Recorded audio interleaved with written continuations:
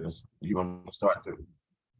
Awesome. So again, thank you everyone for joining us today. Thank you for being patient as we work through some technical difficulties. If you're on panel, we're going to be working diligently to get you the capability to be on camera as this first module continues. You do have the ability to speak. So as we approach the second module and you're on and you still don't have the capability, please, speak up or put something in the chat. Again, my name is Angie. I'm the co-founder of Legacy Business League. It's a minority chamber of commerce here on the Mississippi Gulf Coast. And we do our best to try to share information and resources for those people who may not be around the table or don't know, where to go for information such as the partnership that Hancock Whitney has with Louisiana Statewide Homeownership think tank. I've just met Ms. Crystal. As you know, anybody who takes 5 seconds to talk to her can tell the passion that she has for what she's doing. And so this is a testimony to be able to get this many people on a call for today to talk about this subject. Anthony Montgomery will introduce himself, and he's going to be the facilitator for the most of the morning. And if you need anything from me, I'll be behind the scenes.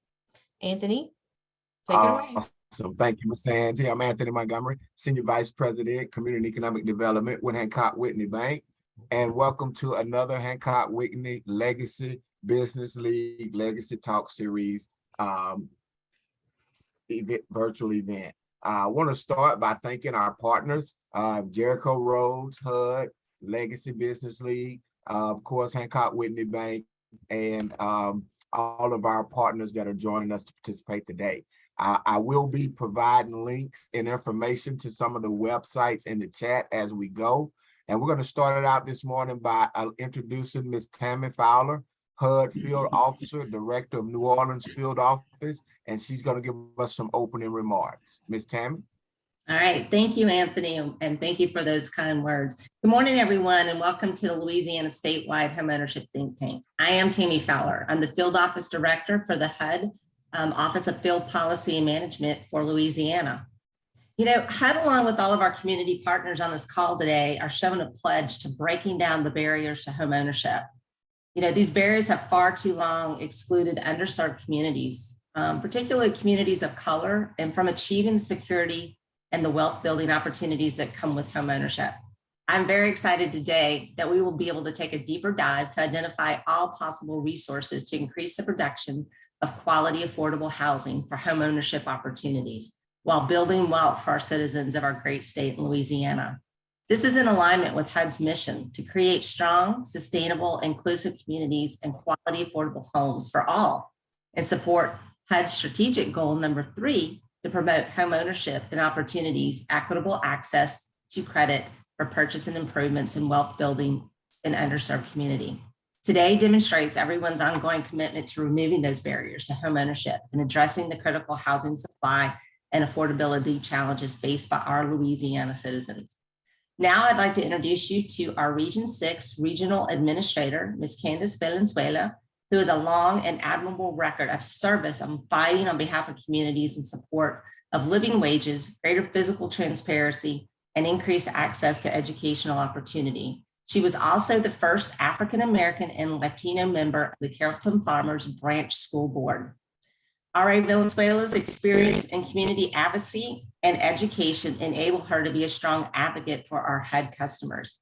She has a proven background in advocating for positive change and is committed to making sure communities have what they need to succeed, increasing quality, affordable housing and opportunity. Please join me in extending an especially warm Louisiana welcome to our Regional Administrator, Ms. Candace Valenzuela. Tammy, thank you so much for the very kind introduction, and thank you all for your attendance here today. And of course, a warm welcome for Mayor Adrian Perkins of Shreveport. Thanks so much for joining us as a great partner with HUD. Long time no see. Shreveport is participating in a national homelessness initiative called House America, which is meant to help bolster the affordable housing stock available to those who are recovering from homelessness. So Shreveport have been great players in the affordable housing and affordable ownership workspace.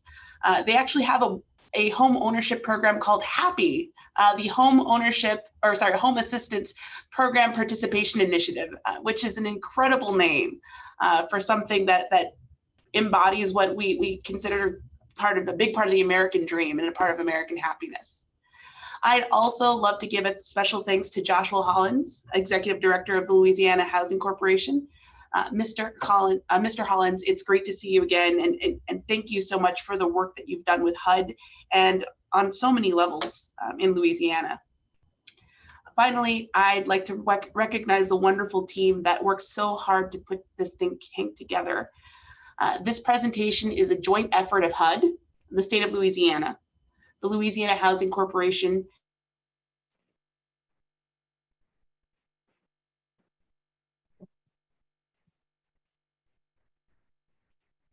I was kicked out. So, No, it froze. Yeah, you weren't kicked out as much as. Okay, good. Yeah. I will go back a little bit and make sure that I thank folks thoroughly. So again, want to recognize the wonderful team that put this think tank together. So this is a joint effort of HUD, the state of Louisiana, Louisiana Housing Corporation, the FDIC, the city of New Orleans, the city of Shreveport, Jericho Road Episcopal Housing Initiative, Red River Bank, Hancock Whitney Bank, and the USDA. I'd also love to thank Crystal Jones Taylor, who is a lead for HUD in the planning of and working with the committee's members who worked very, very hard to put this very important event together. So thank you so much. And I also want to wish you all a happy Home Ownership Month. Home serves at the nexus for this home ownership think tank.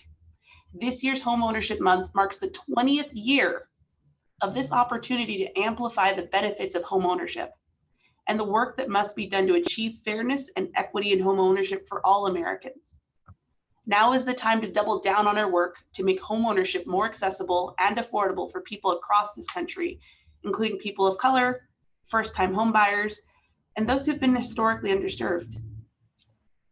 You are all key players and thought leaders in Louisiana and in the home ownership space. Thus, the right people at the right time in the right space.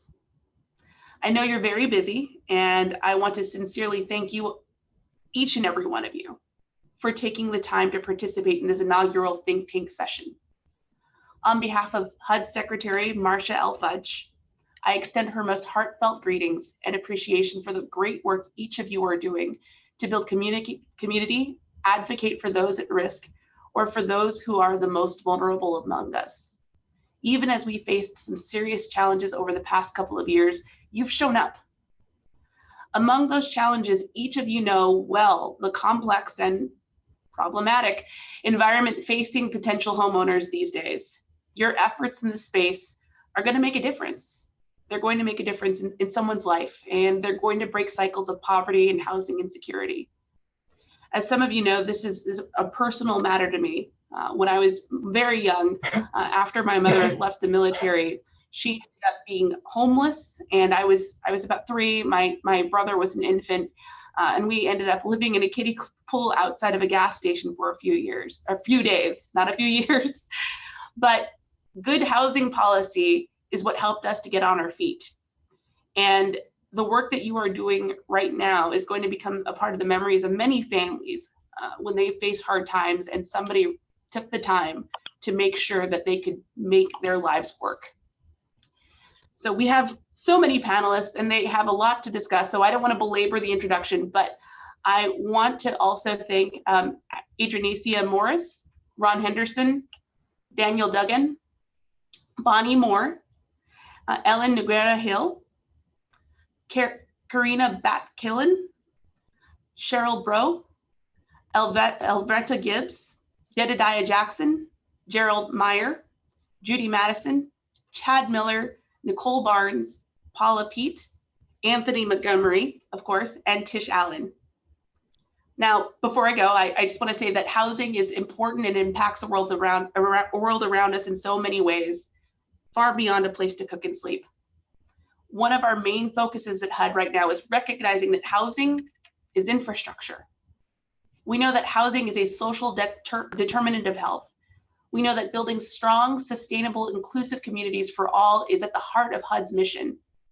And we know above all, quality, safe, affordable housing serves as a foundational platform for innovation, advancement, and equity.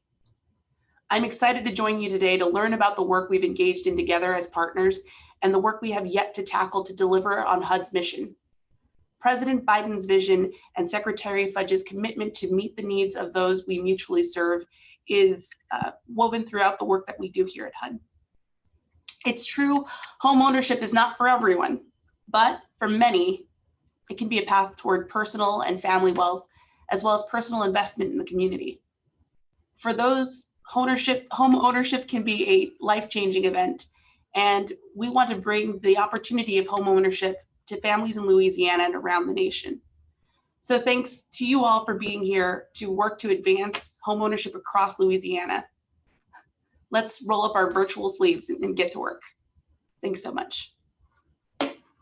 Awesome. Thank you for that, Ms. Candace. That's a great lead in as we start with our first topic for today, which will be reflecting the diversities, responsibilities, and commitment, and industry perspectives of affordable housing.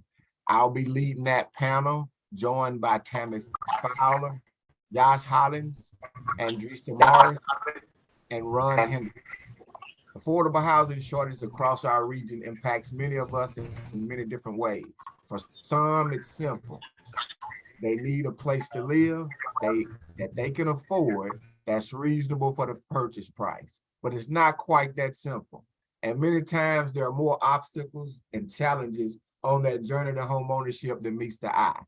Today, we're going to explore many of those and address some of the issues and hopefully provide you with some resources and partners that can assist you with that journey along the way. The roundtable discussion will be started immediately after this sponsored infomercial. Give me 1 second to pull it up, and we'll have a quick word from our sponsors dealing with the housing. It's a place that I can just be. It's a place that you can kind of fall out and do whatever it is that you would like to do. A place where you can just be.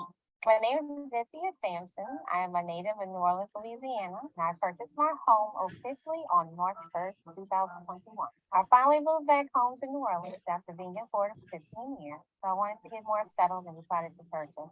So initially, I went to a mortgage broker first, and then I went to 3 local banks within the area, and of the 4, I had superior customer service. I had satisfactory work done by Mindy and Charlene, and I couldn't have asked for a better product from Hancock Whitney. Here at Hancock Whitney, we understand your goals, and we are here to help walk you through the home buying process.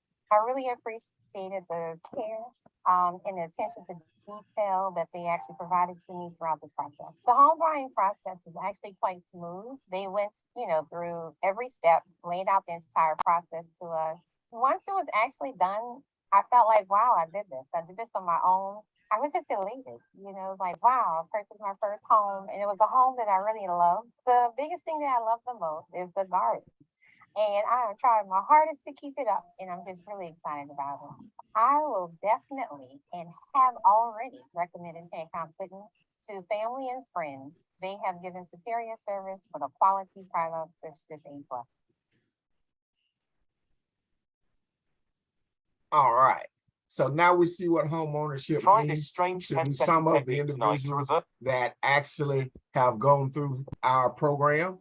And let me put this on mute so it doesn't keep playing. So I'll ask which one of our panelists would like to get started. I know Andresa and Tammy, you both have PowerPoint presentations. So at any point, let me know and we'll go ahead and allow you to start. I'll ask Ron or Josh, do you want to make a comment or start the discussion? Good morning, Anthony, and good morning to everyone that has joined us this morning. It is our distinct privilege as Louisiana Housing Corporation to be a partner in the kickoff of this, this think tank. Even more than that, we're excited to take the challenge of being the umbrella agency for this think tank as we move forward. I think it's already been said this morning, but the passion that Crystal possesses as a new executive director of Louisiana Housing Corporation. It's been quickly noticed that her passion for home ownership matches our passion in the work, and we look forward to the partnership with HUD and all the partners that are gathered here as it relates to home ownership, because it is really a critical need. And for us, as we try to fulfill our mission to deliver safe, affordable, energy efficient housing, when you drill down into that mission, home ownership is at the core of that. And that's why we focus so much on making sure that we have a multifaceted, well-rounded program to make sure that we can bring more homeowners into Louisiana and make sure that we develop and have the housing stock available for potential homeowners to be able to become homeowners. And we do that through a number of ways. One, education, making sure that folks understand that if you're renting and you're paying a certain amount of money per month in rent, you can be a homeowner. And what that means for the generational wealth. We're talking about that today, about generational wealth and the diversity. That generational wealth can mean a lot, especially when you're talking about families of color, to build that wealth in their family. Understanding how you can get assistance, understanding what programs are out there. There are many home buyers programs.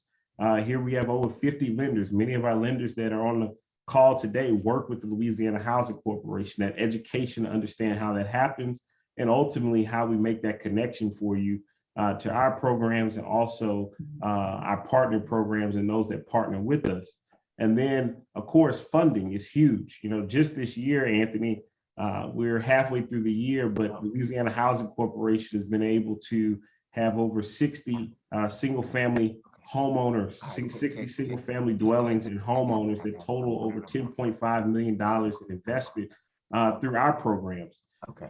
We are able to help with down payments. Our soft second mortgage program, our tax credit program are helping be able to meet the need and provide the funding that goes along with the education that we do.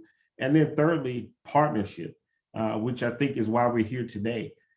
Each of us that are on this call, whether we're local government, state government, a lender, a nonprofit, whatever your role is, you have a resource that you bring to the table to drive home ownership. And we have to be able to leverage our resources, which is why I'm so glad we're having this think tank. And we look forward to being the catalyst to make sure that this think tank moves forward. Not for us just to get together and talk about the critical need, but to really find solutions, drive the implementation, and then see the results by having more home ownership here in the state of Louisiana. And so, Anthony, we're glad to be here this morning. Our staff, I know Daniel Duncan is going to be in the next module, and we really look forward to being a part of the conversation and being able to help drive it forward. Excellent. Thank you for that, Josh. Great comments. Want to see now if Ron is Ron on? I'm on. Thank you. Thank you. Thank you. All right. Thanks for joining this is vitally important. This is a vitally important think tank. I think getting people to understand how we all work together, and we can work together to get some things done and get people involved in home ownership. Insurance as it states right now, I think it's the second most important part of home ownership after getting the loan to get a home. You have to be able to insure your property and actually insure the collateral, which is why the government, why the bank or the mortgage lender actually gave you the loan. So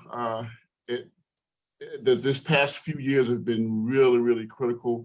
I think as a barrier to home ownership, insurance has popped up and reared its ugly head in the past couple of years. You know, we had Laura, Delta, Zeta, then Ida, ice storm, tornado, and God forbid anything else happens, which has really diminished the amount of companies that are writing in Louisiana.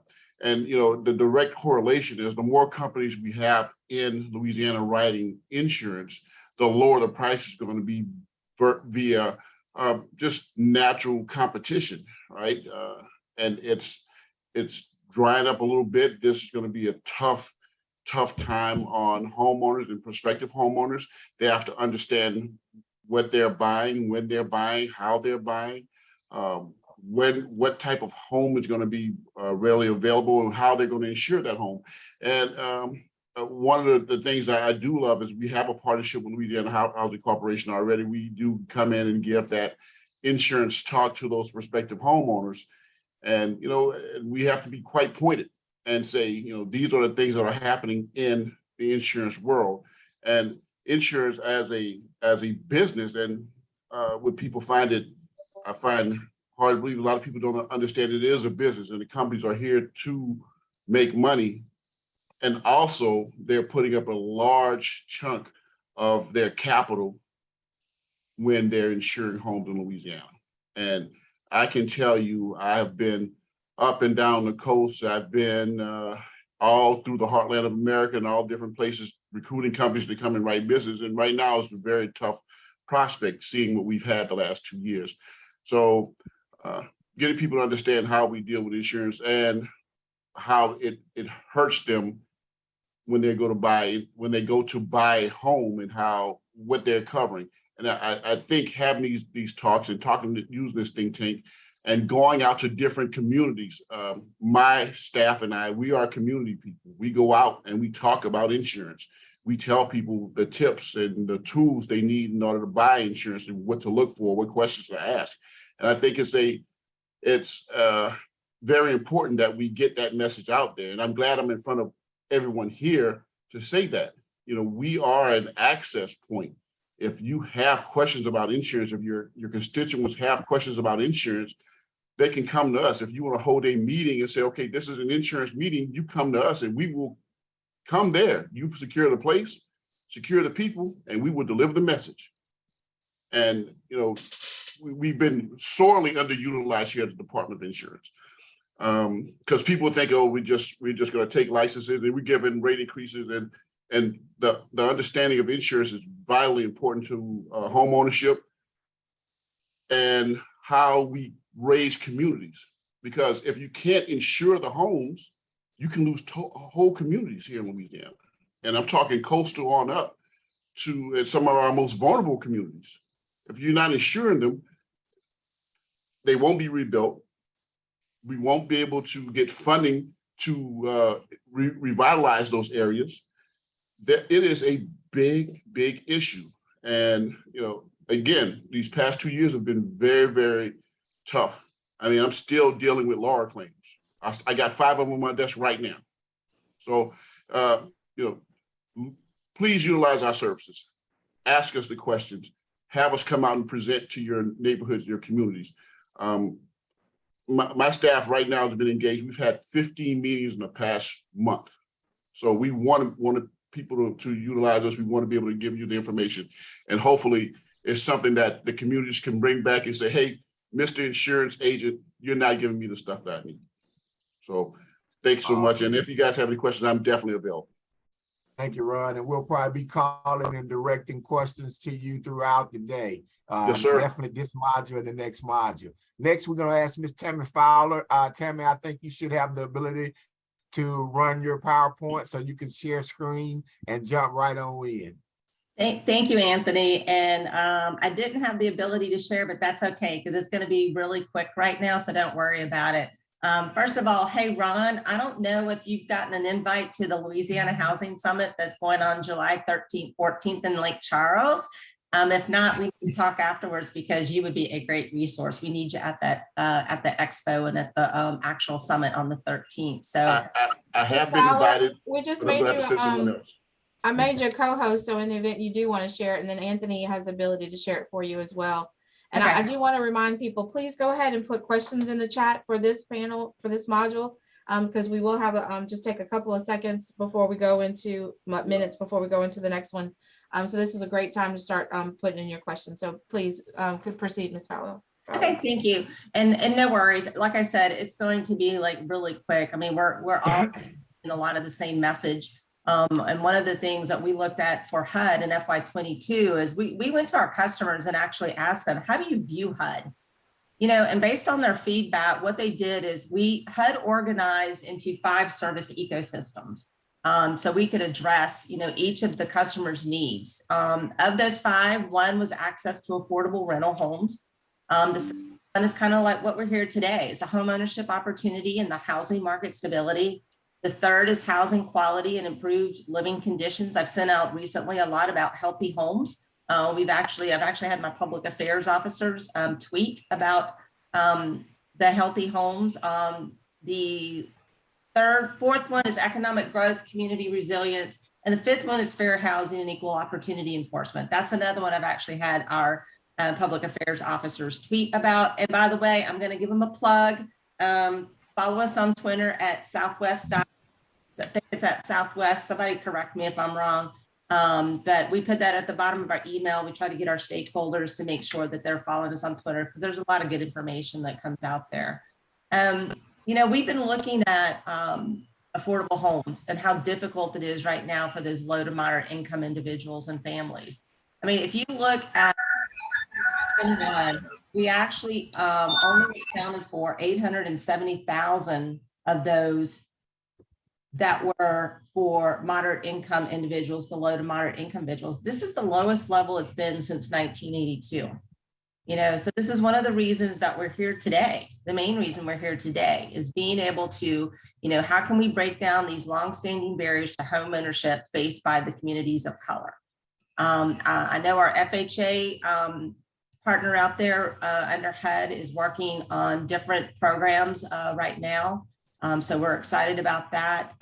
Also expanding the manufactured home and how can we increase that supply? Because believe it or not, there's a lot of manufacturers' homes in Louisiana, and then how can we actually do a better job at educating and counseling? And this is where we do have HUD approved counseling agencies here in Louisiana that offer education and information, especially on the down payment assistance programs.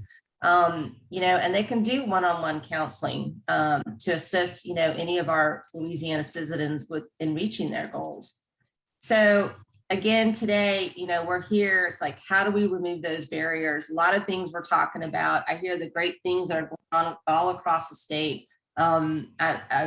I was hoping that Mayor Broome was going to be here. I know Crystal just recently participated on my behalf recently with Mayor Broome and how they're looking at trying to increase housing in the area. I did talk to a Councilman Lee with Jefferson Parish yesterday.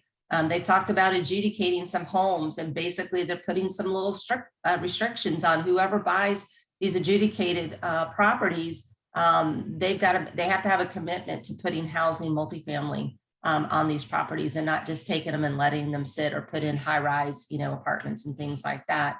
But basically putting in that low to moderate income, affordable housing in there. So I just want to thank you for all of your time today. I'll be on a few more minutes, but I had another commitment, but I will be looking at the rest of the recording today. Mr. Hollins, I look forward to finally meeting you. I think our schedules will finally sync next week. So I appreciate all of you today and the opportunity to speak here with you. Thanks. Awesome. Thank you so much for that, Ms. Tammy. And I think next up, we're going to have Ms. Morris,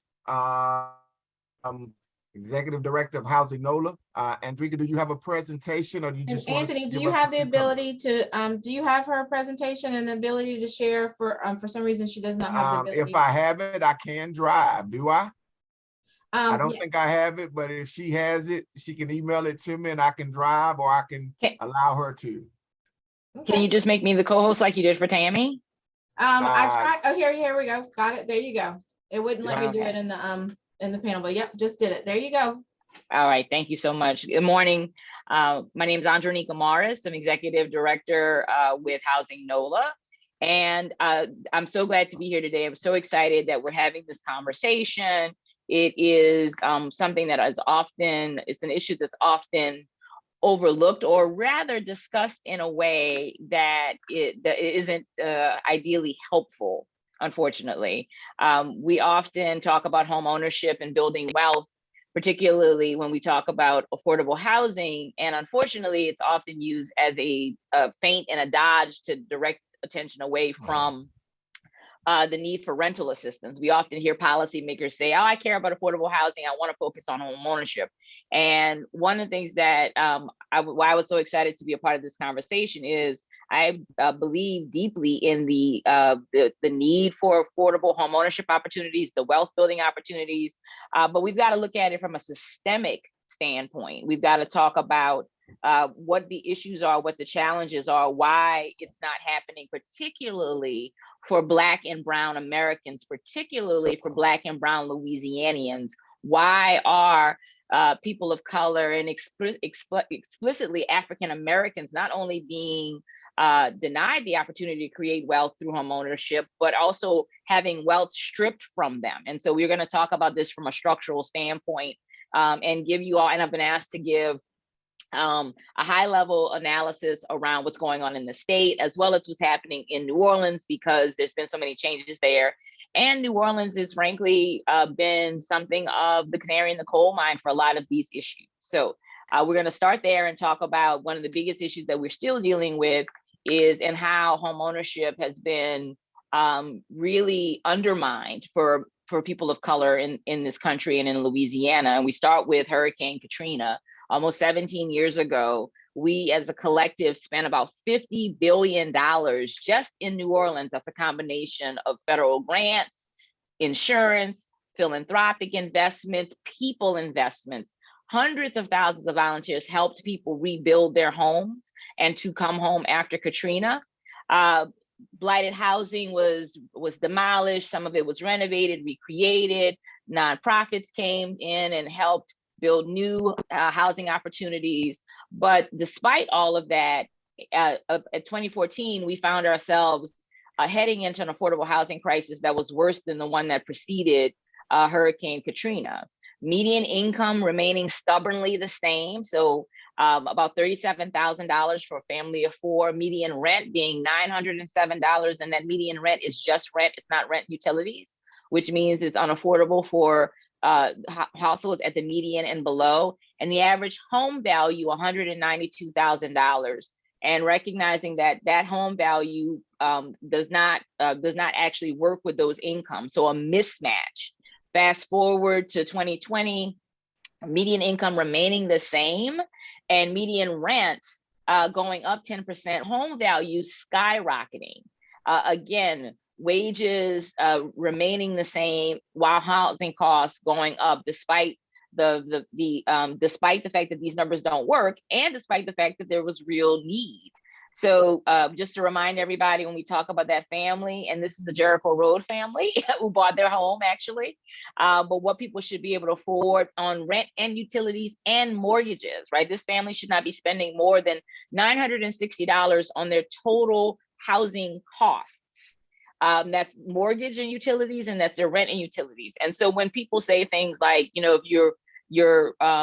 you can pay so much in rent, you can pay so much in a mortgage, that's not all the time true. It's not usually true, actually. One of the things that we have been doing is, when we talk about stripping wealth from people of color, is setting up folks with homeownership opportunities that make them struggle. We need to be creating homeownership opportunities that recognize that folks have other expenses like food and transportation and childcare issues, in addition to addressing the largest investment in their lives, their housing. That investment can't overshadow the rest. It must work in concert with the other needs in a household. And yes, building wealth we want to make sure that people have that opportunity, but we can't set people up to fail. We can't tell them that you should be spending more than half your take home on a home that you can buy so that you can own it and build wealth with it. The fact of the matter is that that doesn't work.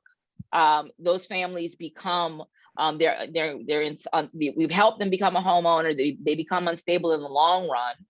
And then it's not a wealth building opportunity. That's how we talk about stripping wealth, particularly for people of color. This is something that's happened in New Orleans, and unfortunately, it's now bleeding into the rest of the state, where homeowners, people who had bought their homes and worked on them because of insurance costs, because of rising property tax, because of the disasters that we're having, their wealth is being stripped away, and we're not looking at that. And we need to be talking about that. So we need to be creating homeownership opportunities, but we also have to preserve existing home ownership opportunities. We have to ensure that it becomes generational wealth. And there are a myriad of causes for this failure to look at this critically, but the bottom line is it's systemic bias, it's systemic racism. We find ourselves trapped between two competing stereotypes, neither of which are good for people of color, particularly African Americans in Louisiana. The welfare queen stereotype, where we tell people that they should not want government help. They should not, even after a major disaster, they should not want government regulation, even in a market that is wildly out of control and doesn't work for them. Because if they get that help, then they're the welfare queen stereotype and they are living off the government dole. And then the model minority, where we tell people that you need to struggle and prove yourself worthy of having opportunities that are granted to other people all the time, and work hard and struggle and constantly prove yourself, as opposed to being granted access to the things that will make your life better.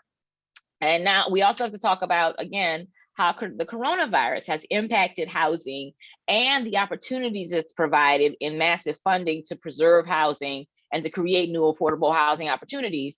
But we also have to talk about, again, how this is hitting people. While initially, of course, renters were the most impacted in the first few months of the coronavirus, particularly renters who were already unstable to begin with. If you were behind on your February rent when we shut things down in March of 2020, you were also behind on March rent. And if you were out of work, then you're unable to pay April. So there was an immediate need for renters and landlords. And this is an important thing to talk about when we talk about homeownership, because when you talk about creating generational wealth, the investment opportunities that are going to be available through generational wealth are rentals. So we need to make sure that you're talking about not only creating your customers to preserve your generational wealth, but also how we stabilize who are going to be our next first-time homeowners. Stable renters. Excuse me, So I don't when you look at these numbers, it's something that people do not often talk about. The fact of the matter is, if you look at, hello, yeah, we have some people off mute and it's distorting your presentation. So I'm going to remind everybody, if you could please keep yourself on mute. Forgive me for interrupting you, but no problem. Using some of what you were saying. Okay. Yeah. So is it clear now? Yes. Okay. All right. Thank you. So I wanted to go over these numbers and have folks look at the numbers. Look at the moderate income, the percentage of people who were behind on their mortgage payments. 19% of people at 80 to 100% median income behind on their mortgage payment. These are folks also who don't qualify for typical subsidy programs, right? So these are folks who we often don't hear about, but almost 20% of them missing payments during COVID. And of course, you're seeing the numbers that we expect to see in the low income bars, where 31% of renters, but again, look at this, 42% of low income homeowners, people who have likely inherited property, people who were able to buy through the subsidy programs that we're talking about, they are also struggling to pay their mortgages. And we're not making sure that we're preserving their housing opportunities. We're not making sure that we're preserving their wealth building opportunities. We have got to make better structural investments to make sure that when we talk about homeownership, we can't just check the box and say, we created this many homeowners in this amount of time. We've also got to look at how many of those opportunities become generational. And that's a policy conversation, because it's got to make sure that we got to set folks up for success in the initial investment. And so we've been talking about that. How do we guarantee housing to align policy, advocacy, and investment in not just in New Orleans, but in Louisiana, and how we put housing first? We've been working with partners across the state. Many of our partners are on this call at the Housing Louisiana level. And to talk about how each community needs to be setting its own priorities and its investment strategy. And again, we talk about New Orleans being a harbinger. So many of the things that have happened in Lake Charles over the last few years is eerily similar to the impacts in New Orleans, with the twin storms in 2020, Laura and Delta, and the fact that their housing is just spiraling out of control. This is the Lake Charles fact sheet talking about the income of the issues that they're having in the Lake Charles area, median income not being terribly high, but housing prices just going up, and the displacement that they are facing, which is a huge issue for the people of Lake Charles. They are being displaced, and we're not seeing investments come back. We're not seeing investments to make sure that they can come back. When you look at how much it costs to live in Lake Charles, you need to make about $16 an hour. That's not something that you think about when in Lake Charles, particularly when you compare it to the fact that you need to make about $20 an hour to live in the New Orleans metro area. Those numbers are too close given what we think about, well, how we presume Lake Charles manifests itself. It's more rural, it's suburban.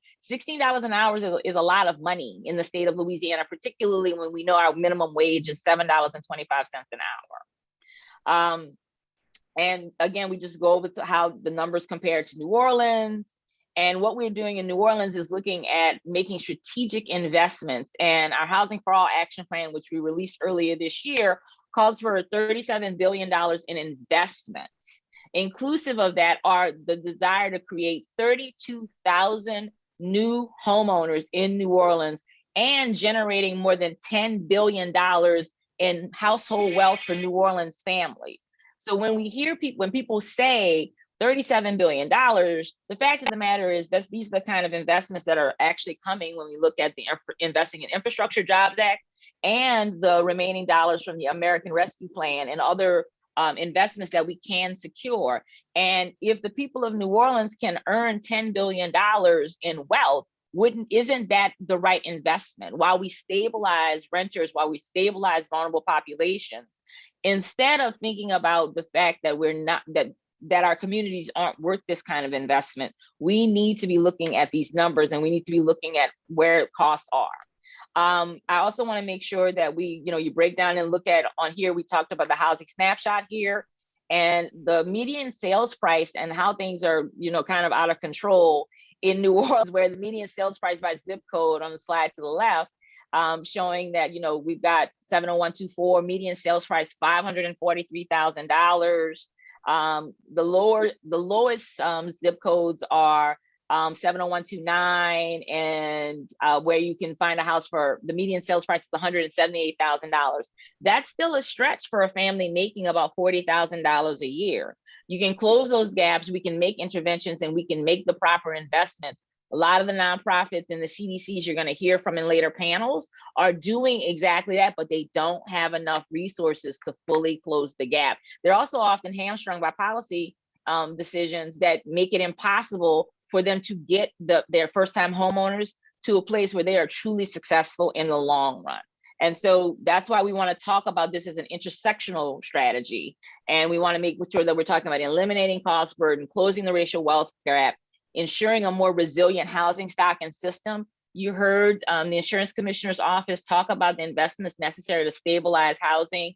One of the things that we're grappling with is we have fewer people in our communities.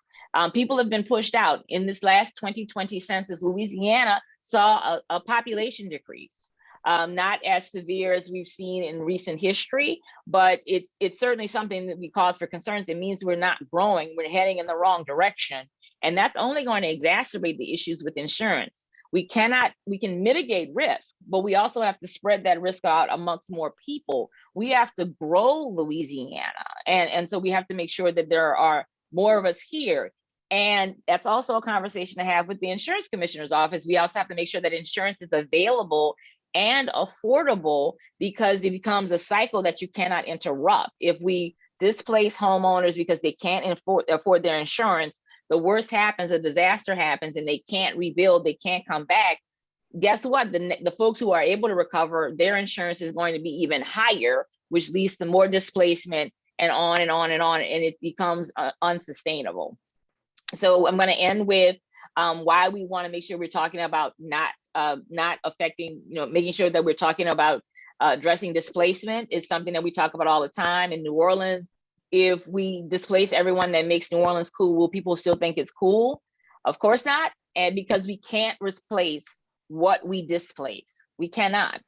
the people of Louisiana are much more precious than than we think, and they're much more vulnerable than we like to admit. So thank you.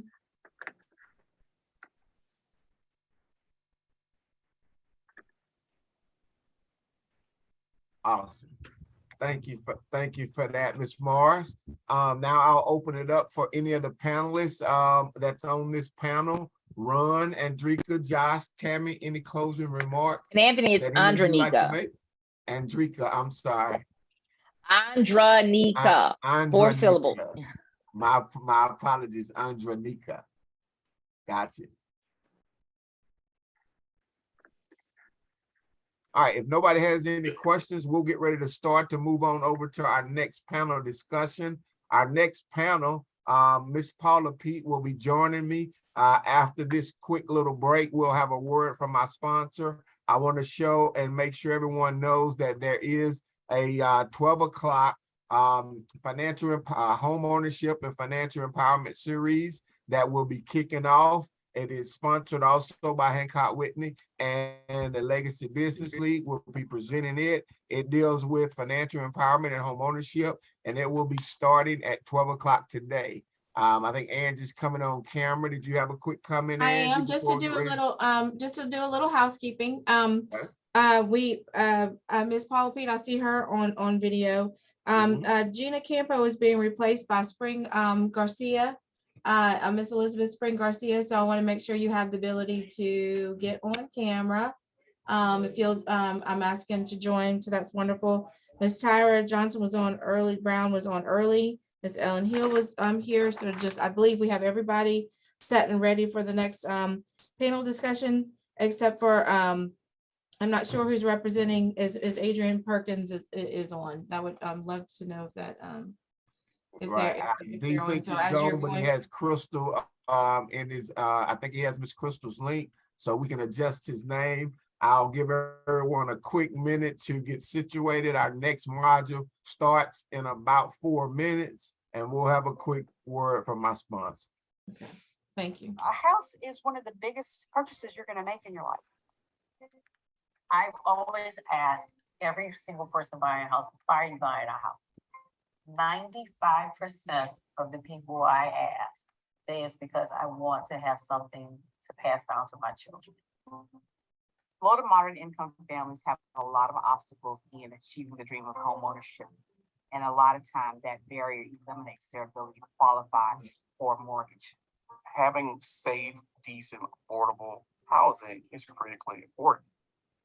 Our mission is really aligned with Hancock Whitney in supporting our community needs. We want to create that vehicle for generational wealth building for our families. It's important that we help not only educate them, but sustain them throughout that process, Helping them to develop a plan that reduces their debt, helping them to look at strategies which they can increase their income, and providing an affordable product so that they're not cost burdened. It takes people like Hancock Whitney to provide the lending opportunities for those individuals. It's very important to have relationships with brick and mortar, with somebody that's right around the corner at a local branch. At Hancock Whitney, we really enjoy helping people. It's rewarding to us, and it's something that we want to continue to do in all the communities that we serve. There are 4 specific ways in which Hancock Whitney supports our partners: education, volunteerism, grants, and financing. We live in these communities. Our kids go to school here. Many of us are from these communities. We want to be a part of the success story. When people take stake in their neighborhood, that's the catalyst for everything else. Homeownership is a really big piece of communities growing and thriving. As you start building affordable housing within those communities, property values begin to escalate, which then lends to other types of developments that otherwise would not have come. Our goal is to give people hope that they can be a homeowner. We're excited when the families have finally achieved that goal and they have the keys to their new home. To be able to provide that and to create that opportunity is everything that I work for every day. With our partnership with Hancock Whitney and our continued support from them, we will be able to serve our community for many years to come.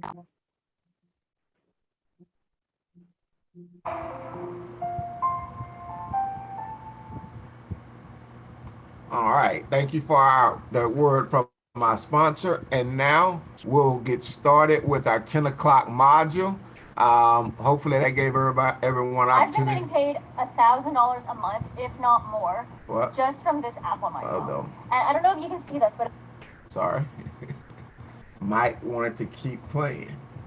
All right, at this point, we will ask Miss Paula Pete to come on camera. She and I will now moderate the 10 o'clock to 10:45 discussion, reflecting on the challenges, complexities of affordable housing for homeownership, and some positive initiatives. Ms. Paula Pete is the Director of Housing and Family Resources of New Orleans. And I'll ask Ms. Paula to go ahead and, and introduce our panelists. You're on mute, Ms. Paula. Okay, good morning, everyone. It's so nice to be with you today, and I want to wish everyone a happy National Homeownership Month.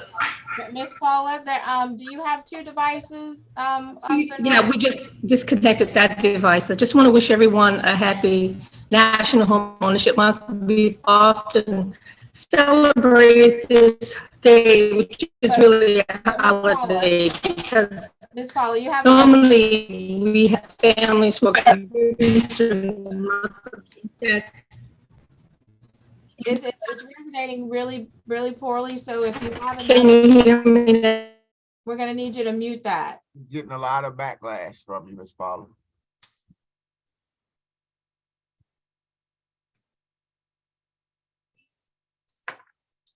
I think your connection, you may have trouble with your connection. You may have to go in. Can you hear me now? Yes. Okay, good morning, everyone. I just want to wish everyone a National Homeownership Month. Normally during this time, we celebrate with ribbon cuttings, and because of the natural disasters we've had over the last 2 years, we have not been able to celebrate it. But I just want to say that I'm happy to see all of you. It's been a while. I'm looking forward to partnering with you. Crystal called me on December the 14th, telling me that HUD needed information on what we felt was needed to get housing production up in the state and the country. And I gave her a list of many recommendations. Since that time, we planned for this event with our partners, and we're happy to be here today to share this information with you today. We know the problems in the Southeast region has been created by developers and investors who have come to our city and purchased all of the housing that we had available in the area. So now we have to think about how we're going to replenish that, and we want to definitely focus on bringing partners in who are developers, real estate professionals who want to invest in developing new and more affordable housing. So today on our panel, we have Mayor Adrian Perkins from the city of Shreveport. We have Elizabeth Spring Garcia with the State Office of Community Development. We have Daniel Dugan, Homeownership Supervisor, Louisiana Housing Corporation. Tyler Johnson Brown, Interim Director, City of New Orleans, Office of Policy, Housing Hill, Department Head, City of Monroe, from the City of Shreveport.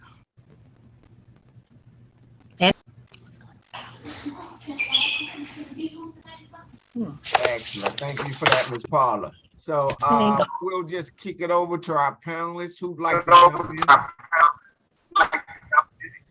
to kick off the discussion.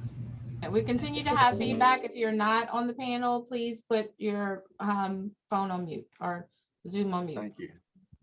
Good morning, Anthony. This is Spring Garcia. I'm ready to go. Go for it, Ms. Spring. Okay. Good deal. My name's Spring Garcia. I'm the Disaster Recovery Housing Manager for State of Louisiana Office of Community Development. And I thank y'all for having me here today. I'm standing in for my Deputy Director, Gina Campo. At OCD-DRU, we are committing 71% of our funds to work with low to moderate income families and that's based off of AMI, and that's for disaster recovery as well as homeownership programs. In our homeownership programs, my peers, Susan Puglisi and Anita Campbell, they both work with HUD and LHC and other partners like Jericho Road and other nonprofits to help make homeownership affordable and in reach of low to moderate income families. Some of the things that I'm really excited about that we're doing for disaster recovery for the hurricanes from 2020, Laura, Delta, and Ida, is we are working to build more resilient housing. Because one thing that we saw was that why do we keep building houses that if they flood or if the wind comes, it's going to mess up the house all over again? And a lot of the issues that we see in disaster recovery is while someone may own a home, they might not have the means to maintain a home. So we're looking at more resilient building materials that help make home maintenance a lower cost. And if I get my way, eventually one day we might be able to put Tesla solar roofs on top of every house so that it generates electricity for the house, takes away that monthly cost, and maybe even those dollars can be put toward the purchase of insurance. So those are just some of the things that we're thinking about.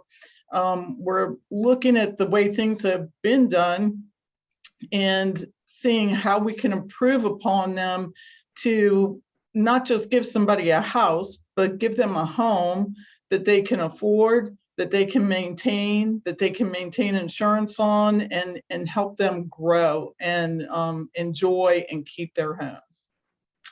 Oh, one other thing I wanted to mention, we're also funding buyouts for properties that are in harm's way, in a floodway, and helping those folks get money to purchase a home in a safer area to keep them safe and hopefully more resilient. Thank you. Thank you for that, Ms. Spring, Ms. Garcia. Great information. I'm sure somebody wants to know how they can challenge some of the barriers to affordable housing, and specifically some that may be relevant in some of our cities right here in Louisiana, either New Orleans, Baton Rouge, Shreveport. So any of the panelists that would like to come off mute and make any comments, I know we have Mayor Perkins on, and he has a few comments to make. Paula, did you have any questions for any of the panelists? Who would like to jump in? I can just quickly jump in. I just want to thank the Louisiana Statewide think tank for hosting this morning. I'm sorry, I'm getting some feedback. Is that my mic? Yeah. Can you all hear me? We can hear you, Mayor. Okay, sorry, I was getting feedback when I was speaking, but I want to just thank the Louisiana Statewide think tank for taking a deeper dive to promote home ownership, and wish everybody a happy National Home Ownership Month as well. I'm looking forward to this discussion. Home ownership is a really big priority here in Shreveport because it has so many implications on overall quality of life here. So looking forward to talking about what we've done and some of our struggles and learning from the group. Awesome, thank you for that. Okay, Anthony, we can go to our presenters. Mayor, would you like to present? I know you have a presentation you wanted to provide to us. Adrian? Yeah, it's not a presentation, it's like a PowerPoint, but I just wanted to talk about some of the initiatives that we have going on here in Shreveport and some of the struggles that we've had as well, just to start things off and kind of generate conversation. Yes, sir. Go And ahead, Mayor. yeah, all right. Well, I'll start off talking about where some of our initial work began.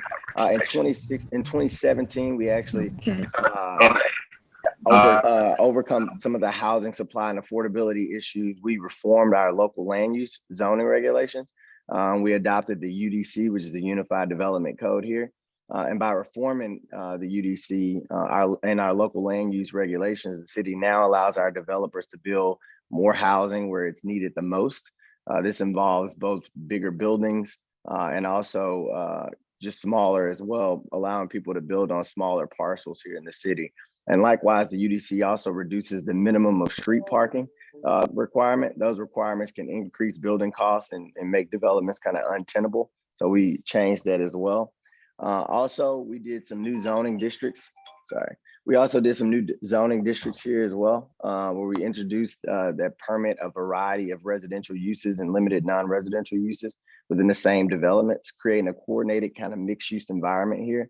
And that's very much, and the intention there is that the developments will blend in with residential, commercial, cultural, institutional, and entertainment uses in the one space where those functions are to some degree physically and functionally integrated. In addition to the UDC, the city also recently adopted a set of reforms aimed at speeding up the project approval process.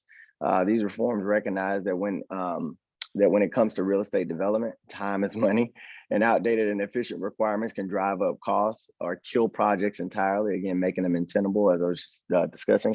And in 2019, the city utilized the e-permitting platform known as My Government Online, MGO, that streamlines applications and approval processes, keeping the focus on land use issues and technical review rather than on issues that often lead to like some discriminatory decisions and practices. Also, we have a home buyer education. We emphasize home buyer education.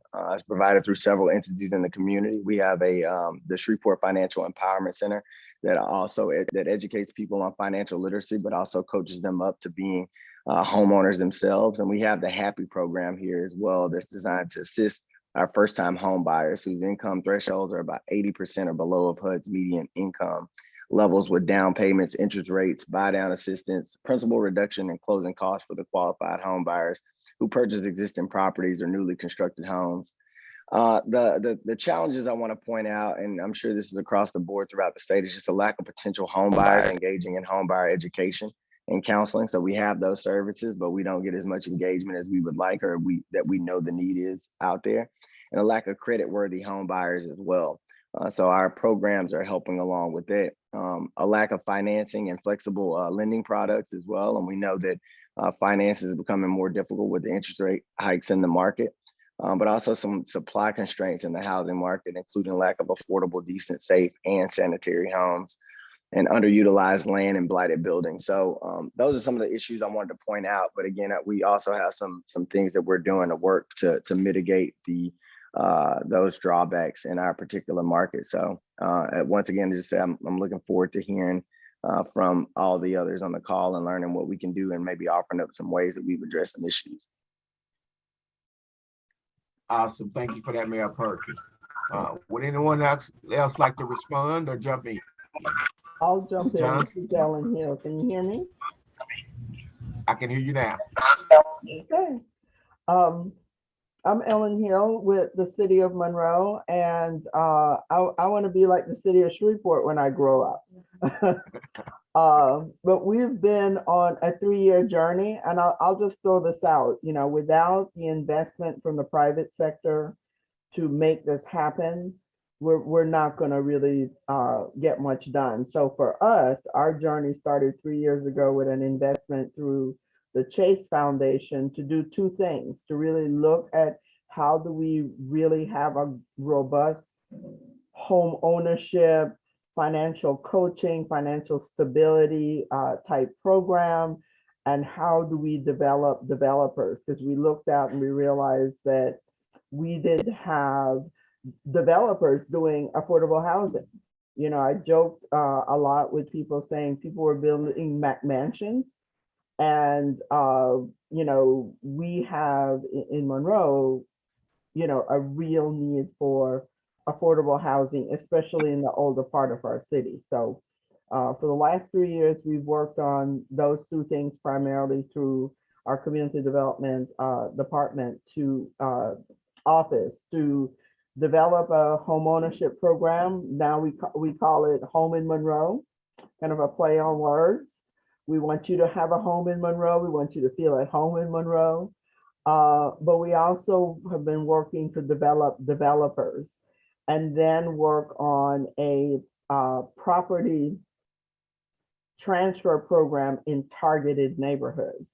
We've also taken advantage of something HUD put together in 1994, the Neighborhood Strategy Area Plan.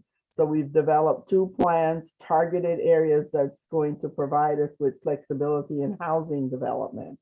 And we did that in the last year or so because we recognized we needed to have more focus in our development, but also then take advantage of those tools out there. And I would encourage any city to look at that tool because it does provide you with some advantages in developing housing, especially if you want to do mixed housing. And it would also allow us to provide those families that sometimes come to us and qualify for assistance. But then when we look at their finances and we really get down to brass tacks, there might be $100 above. Well, when you have that designation from HUD, you're able to help families that might be a little above that 80% income. So we'll be taking advantage of that. And also during this journey, I'll say that we recognize that we needed to have financial partners from the financial community. And so we've had 5 of our local banks step up to help us. And one in particular, I'll throw out Homeland Bank, worked with us to initiate an IDA program where we're using funds from another bank that's been giving us a little money at a time from Bancorp South to do an IDA program where we will match 2 to 1 up to $1,000 for down payment assistance. And the simple rule is you have to go through our Home in Monroe program and you have to buy a home in Monroe. You know, we as a city recognize that we need stability through home ownership, and that's also how, as everyone said before, people build wealth. We've started a partnership with, I see Daniel on the screen, with Louisiana Housing, with the idea of really branching out and providing our participants with even more options by knowing what programs are available through Louisiana Housing. But at the end of the day, you know, I have a couple of developers that are also on the call. What we need are developers really willing and able to build the affordable housing in the neighborhoods where we need them.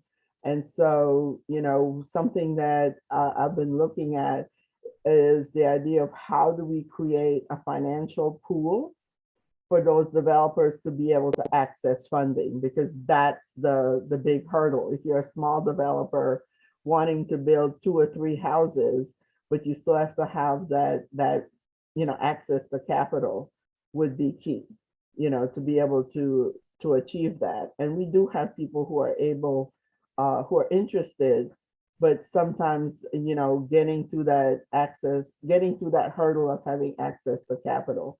So that's one idea that I've thought of recently, looking at what other things have happened in other parts of the country that we might need to do that. And I'll say thank you to Ron Henderson for offering to come out to speak to our participants, because you'll be coming to Monroe. Let your staff know that we definitely need to have workshops on insurance. That's something that I know not only the participants that we have trying to buy a home need to know about and struggle with understanding, but also the folks we have who come for assistance through community development. You know, a lot of times we find those people unable to maintain insurance but that would go a long way in making sure that they can keep their homes. I think what Andronika said earlier is right on the money in terms of helping people not only get their homes, but how do we help them keep their homes? That I think is also a key part of not only this discussion, but how do we ensure that we have developers that also understand that it's not just about that mortgage cost, it's about the whole housing cost, and making sure our families recognize that when they're eager to buy and not thinking about the bigger picture and making sure that we're setting them up for success. So, but I'll stop there. Excellent point, Ms. Hill. You touched on some really important topics there, specifically helping home buyers stay in that home. I think we need to make sure we include financial education, financial empowerment, making sure that they understand that aspect of it. I think we also need to make sure we reach out to developers. I think that's the big challenge, is getting developers and builders motivated to want to build affordable housing. So often we see so many builders and developers that want to build the mansions and the mega homes because it's more profitable for them. We have to find ways to get programs and incent these developers to focus on affordable housing development. I commend a lot of the cities like Shreveport. I know I've been working with some folks over in Lake Charles that's doing a great job. These are the type of programs that we need to have going to get developers incented to want to participate. That and educate our home buyers to make sure that they understand budgeting, that they understand the impacts of insuring their property, that they make sure that they understand retrofitting and preparing for storms, especially in a lot of our coastal markets. So I know Ms. Tara Johnson Brown Before we was move on deck, on, so I wanted to interject Anthony, that. Yes. Anthony, before we move on, we have a question. Ellen, who are the name of the 5 banks you're partnering with to increase home ownership? Maybe you can put that in the chat for Crystal, who's asking. That'd be great as we move on. Okay, well, Yeah, Miss Ellen, if you put that in the chat, or make sure that you email it to Miss Crystal.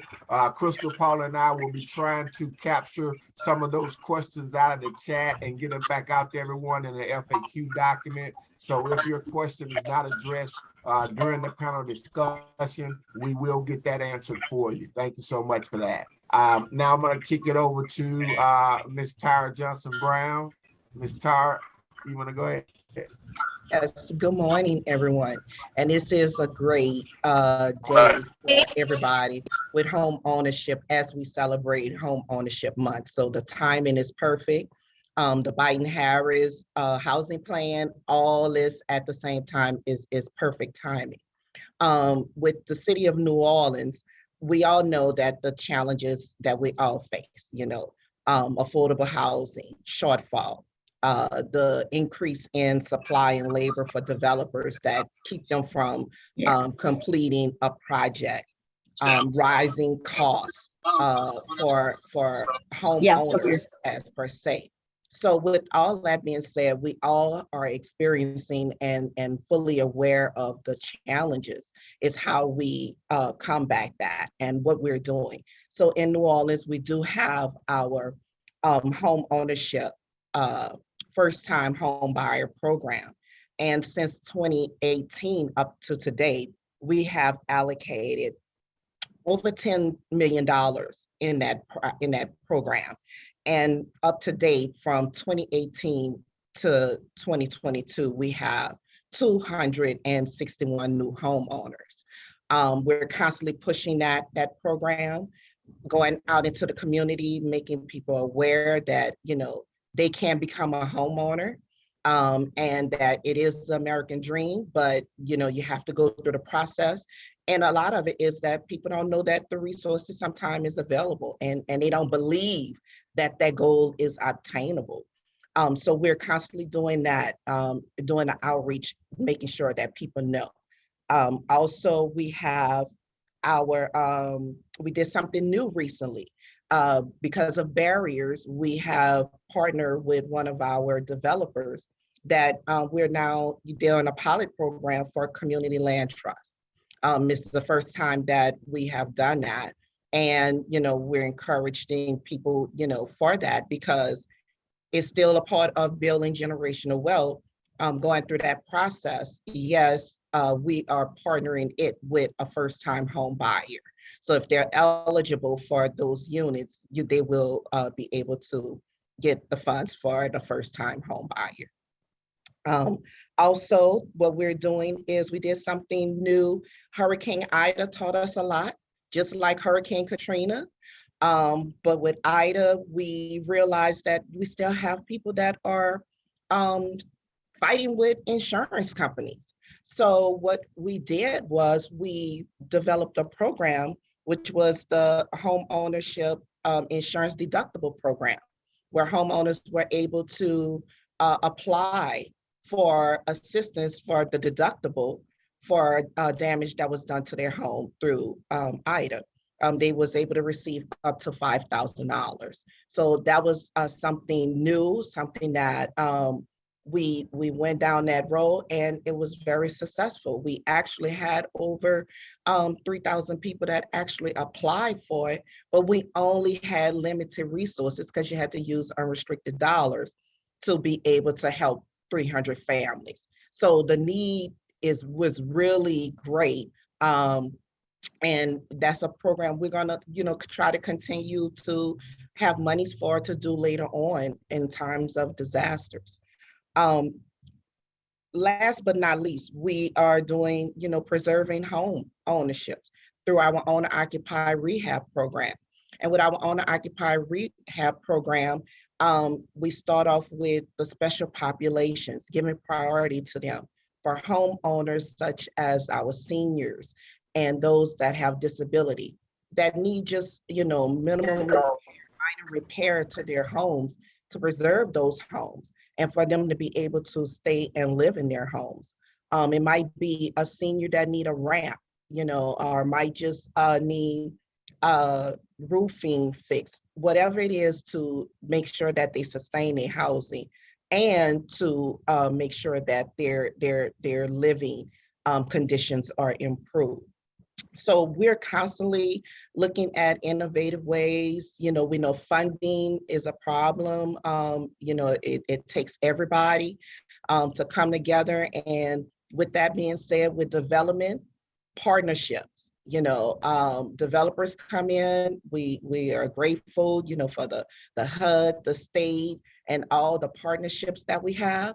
And with these developers, incentivizing them, as everybody has said, but incentivizing them so that those units remain affordable for a long period of time. We give extra credit when we do our NOFAs, saying that if you would do a period of affordability up to 99 years, we have to do things like that to make sure that we're doing all that we can also. And last but not least, we will continue to do a NOFA, release a notice of fundability at least twice a year so that we can continue to have in the pipeline development and units coming online. Awesome. Thank you for that, Ms. Tar. Does anyone have any questions for Ms. Tar? If not, we'll be kicking it over to Daniel Duggan from Louisiana Housing Corporation. Did I pronounce that right, Daniel? It's Duggan, and that's fine. I'm used to it by now in my life. But we're here at the Louisiana Housing Corporation, and what's so exciting about a panel like this is that I get to hear what's going on in different parts of the state and different entities, and I can bring that back, and we can develop programs on a statewide basis based on what's working as an incubator in different municipalities. And I love the fact that what Ellen is doing in Monroe, we've been able to take some of that back on the state level and work on that. I know one of my little pet projects right now is possibly establishing a Louisiana land bank to help clear adjudicated properties so we can get them back into commerce, because we have so many properties around Louisiana that have been taken out of commerce and could be rehabbed for affordable housing. The key to this whole process is we have to get creative. We have to get creative because the market is what it is. Building costs are what they are. And so we have to look around and identify opportunities on the statewide level where we can generate more affordable housing, generate opportunities. And as has been said by everybody on all these panels today, education is the key. Part of that is because there's home buyer education. There's also educating people that there are opportunities out there for them. I go all around the state and I visit with all types of people, all income levels. And what I have found is there's just a general lack of knowledge that there's opportunities out there for people to achieve home ownership. They like the idea of it, they just don't know where to start. And for so long, what we've done is we've told people, oh, go talk to a lender. What I've found is that for first-time home buyers, potential home buyers, it's probably the most intimidating thing you can do is tell somebody to walk into a bank and ask for money. So what I've done is I've tried to incorporate the realtors into the equation. We have 25,000 realtors in Louisiana, and ultimately they are the shepherds in the home buying process. So Louisiana Housing Corporation, we've tried to put together a three-legged stool with lenders, the realtors, and the home buyers. But again, all of that is something that has to be done through educating the population that there are resources out there. And the state of Louisiana incentivizes home ownership. And what we do, much like is being done on the municipal levels, is we offer down payment assistance. And we have in-house products with below market interest rates and flexible credit terms with low fees. And we have multiple programs for people to stay. And we just want to get out there that there are resources available. We have counselors on our staff to help people through this process. And the state of Louisiana, Louisiana Housing Corporation is here to help people achieve this, achieve home ownership, create that path to generational wealth. And we're just spreading that around the state best we can. Awesome. All right. Thank you for that, Daniel. I wanted to ask a question. Yeah, go ahead, Ms. Paula. I didn't know. Did you have a question? Tara, will the city increase the soft second because of? Yes. So we have, I wanted to know if the city was going to increase their soft seconds. so right now we have You have 55,000 for down payment, 5,000 closing costs are either the 65,000. But it's two different coming from two different pots of money. So the 65,000 down payment or 5,000 towards closing costs. That is being done through disaster funds. I'm getting some feedback. Okay, so that's a total of $78,000. I did. I heard you. Ms. Ellen, I know that Monroe had a lot of older blighted houses. Have they torn them down and they have vacant lots or So we have a very active process to declare houses blight and get them torn down. And what we're working on now is having a program to rebuild on those lots. So for example, during the last hurricane, you know, we had a tree fall on the house and the owner came and said, I want to donate it. Because it's in our neighborhood strategy area, we took the donation. And the idea is we're now going to work with a developer to put a house, a brand new home on that lot. But on that same block, there are other houses that we're tearing down as well. And so our goal is to reach out to those owners and talk about either donation or, you know, if it's $1,000 and we're willing to purchase those if we're able to put them back for affordable housing with a partner developer. Does that answer your question, Paula?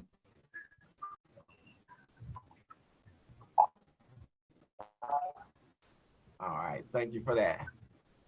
All right, and I know a lot of people are wondering about, the down payment assistance, CGBD funds and different things like that. Would any of the panelists like to? That's a great idea, and I think most developers need affordable land to build on.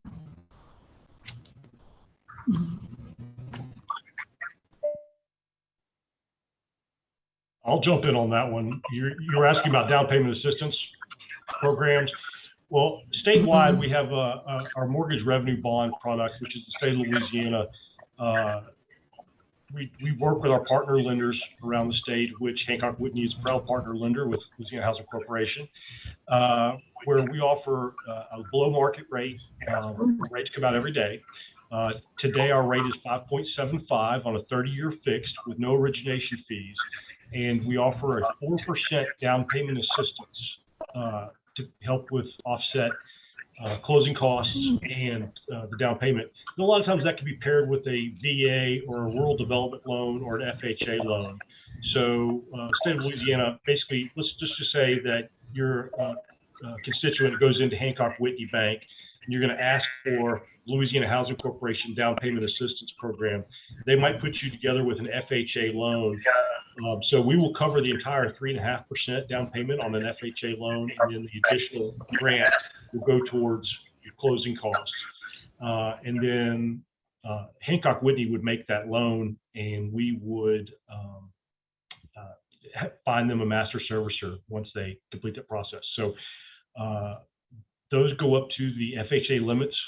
So we can loan up to $351,000, I believe, right now, with a 4% down payment assistance grant from the state of Louisiana to a first-time home buyer. And I think it's important to note that a first-time home buyer in Louisiana is defined as somebody who has not owned a home in 3 years. So let's say somebody was displaced in the floods of 2016, and maybe they've been renting ever since. They're going to qualify as a first-time home buyer. And so we're here to help. And these products are primarily for people at 80% or less of the area median income, which varies around the state. But that product exists and it does not run out of money. I hear that a lot. Oh, it aren't out of money? No, that product does not run out of money. It's always self-replenishing. Awesome. Great information, Daniel. Great information. So any other questions or any other comments from any of the panelists? We're running about 10 minutes ahead of schedule on this module. So we do have some time. I see a question jumped into the chat box. It's for you, Daniel. What is LAC doing to assist developers with getting those blighted housing or help to rebuild on those lots? Well, we have several programs in place for developers through our multifamily unit. I know that right now we are slated to receive a good bit of disaster funding which is part of the Restore Louisiana program, which is being hashed out right now. And I know there's a big chunk of change in there for our neighborhood landlord program, which is setting aside about $20 million to rehab properties around the state that were affected through the various natural disasters of the past several years. That program will probably be administered in conjunction with the Office of Community Development and Louisiana Housing Corporation.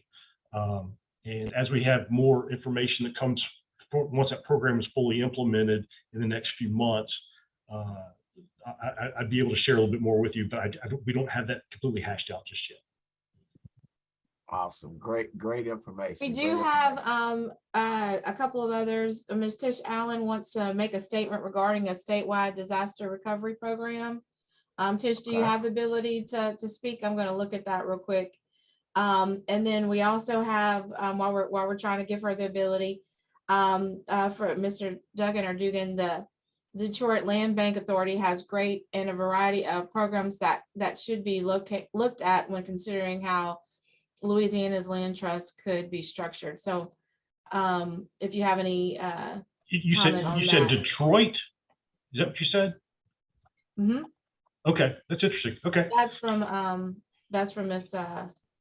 Miss Charlotte Blake. Okay, interesting. Somebody just also asked how affordable is our mortgage revenue bond program? It's a 30-year fixed rate mortgage right now. It's at 5.75%, and that's with no origination fees or very few fees on top of that. That's where we're at today. And I don't see where Tish is on. So maybe we'll double back to that. Tish, if you're on and I'm missing you, please put something in the chat and we'll double back to you. We have another one that came in. What if people don't want to donate the land to the state? Are you all planning to, I don't know that word. Are we able to get funding to build something on the land? Well, the programs that are out there, it's not a matter of people wanting or not wanting to donate to the state. What we are talking about is an ability to clear title on abandoned or blighted properties. The government's not taking any property from anybody. Okay. Thank you for that. Tish, you should have the ability to talk now. Can you hear me? Yes. Can hear you now, yes. Let's see. Good morning, everyone. I just couldn't help myself when there was a lot of discussion about the impact that disasters have had on the recovery of our communities, whether it be. Ooh, what happened? I don't know. Wait a minute. Can you hear me now? Yes. And Tish, why don't you start with saying who you are? Okay, so my name is Tish Allen. I work for Hancock Whitney and I manage community lending. I've worked with a lot of, some of you, LHC and some other communities across our footprint, even here in Louisiana. And so affordable housing of all kind has always been something that's near and dear to my heart. But what I want to speak about, because I've done a lot of work around disaster recovery and I watch it really closely and I watch all the challenges that happen. I listen to people and what they say, especially when it comes to the insurance issues. And someone from the insurance commissioner's office, talked about some of the, they had claims sitting on their desk. And so I thought about this, and just follow me on this. And I'm not sure if something can happen. If you remember during when the city of New Orleans was impacted by Hurricane Katrina, the state created with governmental resources the Road Home program. Not suggesting the Road Home program, or maybe something that's similar to that. To ensure that there's always dollars available when there is a federal declared disaster that hits any community within Louisiana, that there is a pool of funds that is operated by the OCD, which also administered the Road Home program. Those funds are available so that if a citizen is trying to file a claim with their insurance company, for whatever reason that claim is denied, right? It's evident that they have damage to their homes, but that claim is denied. Just as Louisiana Fair Plan is the insurance of last resort, then this particular pool of money can also provide sort of gap financing, gap insurance, or a level of insurance to assist that homeowner, whether it be investment, whether it be owner occupied, so that there is some level of insurance that's available to put that property back into commerce, to ensure that we're able to help retain the value, to ensure that we're able to retain and stabilize our communities. I know the city of New Orleans did something great, doing Ida, and that's just a small part. But I really do think, and I'm just saying, not only the state of Louisiana, I think in my opinion, every state across the US should have an established disaster recovery program for its citizens in the event that the insurer does not cover them. then they have some place that they can go in order to seek some sort of assistance to get back into their property. And necessarily, quote unquote, not assistance. It's basically sort of reinsurance, right?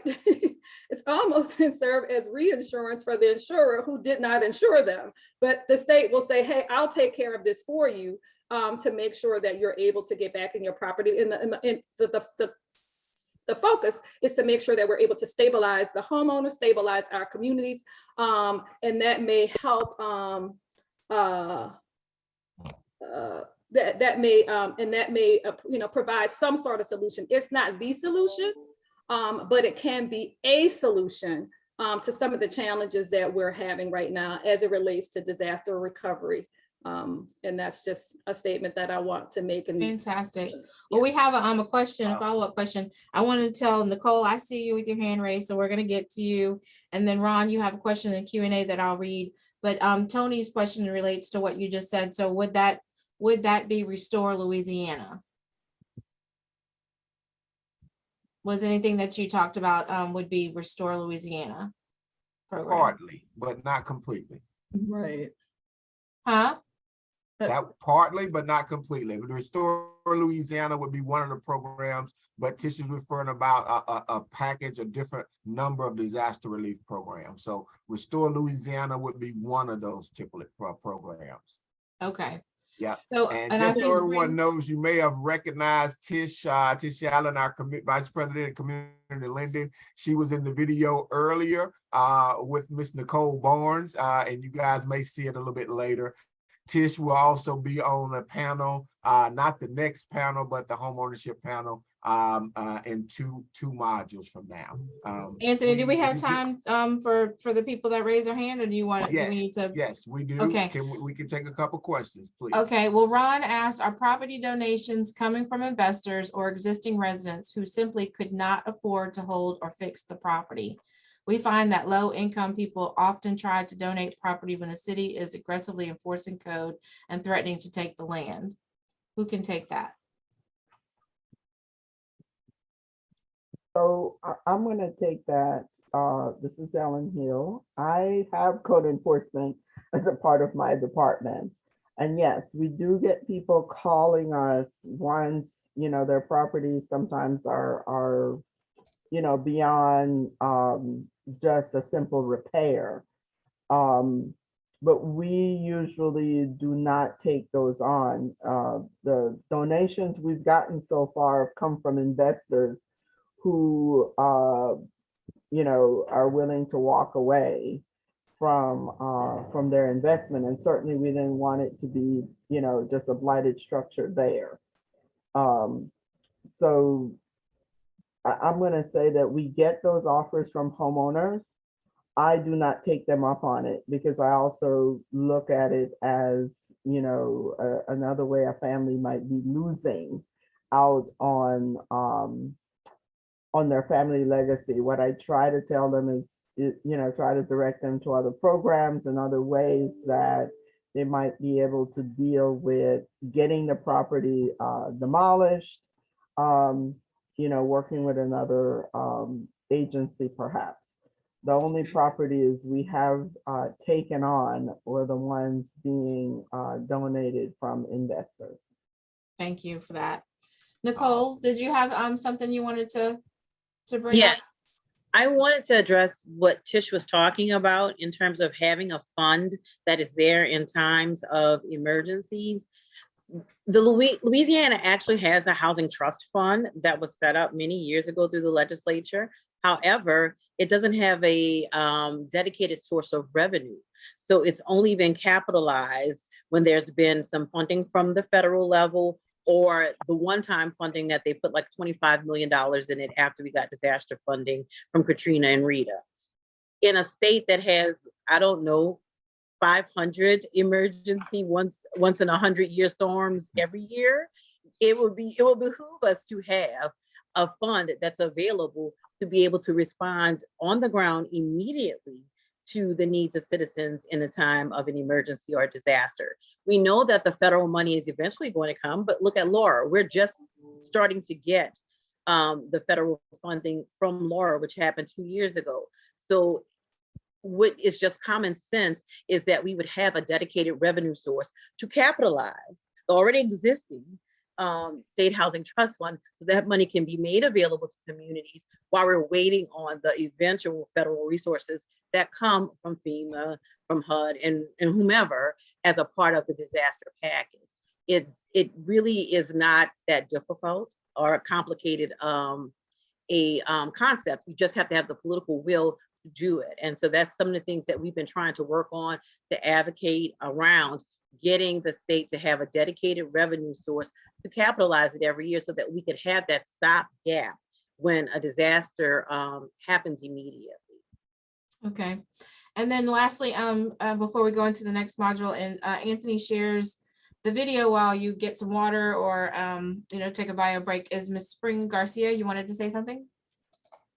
Yes, thank you. I just wanted to say real quick, one thing I think we all need to look at is, I know my house flooded in May 17. I do this all the time, but when I worked with the insurance company, when I got my first, what they were going to pay me out, it was unbelievable how much they left off. And we really need to get a program to help people learn how to look at what is given to them and make sure that it really is covering what they were insured for, and so that they get what is due per what they've been paying for their insurance policy. Does that make sense? Yes, it's a great point, because the same thing happened to me with Zeta. While my sister and my brother and my mom all had their roofs covered, by some, very substantially with the insurance companies that they had, I had nothing. And my deductible was so high at $8,900 because it was a percentage of my home. I know I would have not, as a new home buyer, I would have had no idea to change that or look for it or what. And I'd been in my home for 16 years before anything like Zeta came through and touched it. I think that's May I interject for just a second? Yes, please. This is Ron Henderson. So, that's what we're doing here at the Department of Insurance. We have a Know Your Policy tour going on right now. And we're teaching people that, hey, you got to read the policy before there's a disaster, because when you're reading it after there's a disaster, you're going to miss something. These are the questions you need to ask. And, what I teach, and it's just a little tip, when that adjuster comes out there, that adjuster's coming out there to see what the damage is. They're ultimately going to miss something. They always miss something. I've been doing this for 25 years. I've been through every disaster since Katrina, and I've never, ever, ever seen an adjustment that was completely correct after a disaster, unless it was a total loss, ever. So if you're expecting the companies to get it right the first time, it's not going to happen. Hey, Ron, I just like to say also, as a housing counselor, it has been our duty and our charge to educate homeowners on knowing and understanding their declaration page on a yearly basis, not just when you first buy a home.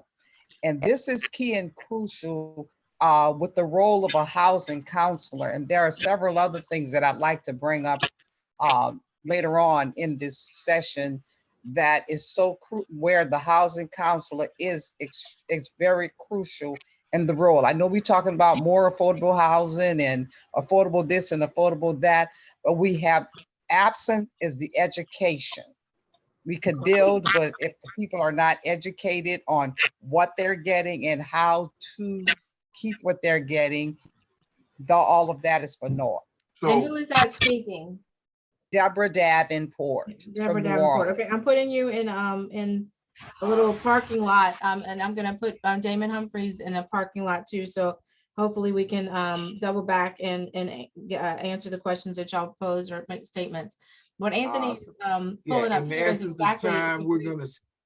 It's a great segue into what she was saying, Anthony, and what you have displayed on the screen in terms of those people that can help educate and get those their certifications, that they understand, you know, what they're getting into. So I know that we have to segue into the next module, but I think what you said is perfect. And I've actually been able to facilitate those seminars, which have been just absolutely wonderful, with all of the experts on to talk about why it's so important to know what the players, the individuals, their roles and responsibilities, and credit and finance. And so LaCarsha Babers, who is with Hancock Whitney, led this effort. And I'm telling you, if you have an opportunity to send people to look at the videos, or even to tomorrow's session, you'll see, you know, why it's been so beneficial. We've got to get the word out to people that this is an ongoing education. Awesome. Thank you for that. And in the essence of time, we're going to forego the video clip for infomercial for at the end of this module. I wanted to give a plug. The Housing and Financial Empowerment Series for the Baton Rouge market today kicks off at 12 o'clock, immediately following this webinar. That will be led by Ms. Raina Whitfield from Mid-City Redevelopment, Deatro Carey, and LaCarsha Babers, along with Melissa Cobb. Legacy Business League will be facilitating that as well. And of course, it's sponsored by Hancock Whitney. I placed the link in the chat, so please feel free to register for that. I think that it is a great series, a 3-part series on housing and financial empowerment. They're going to be talking about resources that's available, and down payment assistance, and different avenues from there. With that being said, I want to now move on into our next module. This module, USDA and HUD Affordable Homeownership Program Highlights, will be moderated by Ms. Nicole Barnes, Executive Director, Jericho Rose, Episcopal Housing Initiative. And I'll ask Ms. Nicole to basically introduce our panelists and kick that module off. Ms. Nicole. Thank you, Anthony. I want to thank, first of all, the HUD for putting together this think tank and leading this work. This is something that we need to be working on collectively to ensure that we have strategies that work for all of us statewide doing this work, whether you're in the policy role, the financial institution role, or in a nonprofit and developer role like I am. We are going to go ahead and get started. I particularly want to thank also Crystal Jones-Taylor, who has been spearheading this work as long as I've been doing this work as well. Anthony, you're sharing your screen, just so you know. I want to make you aware of that. Okay, so we will go ahead and get started. One of the things that Andronika alluded to was thinking about, from a policy perspective, how do we tackle some of the problems and challenges that we're seeing, and the obstacles that we see in terms of creating affordable homeownership opportunities and preserving them. So this particular module will talk about all of the different policies and programs that are out there. That's the beginning of being able to figure out how we make this work, is knowing what is available and what are the resources that can be there to help our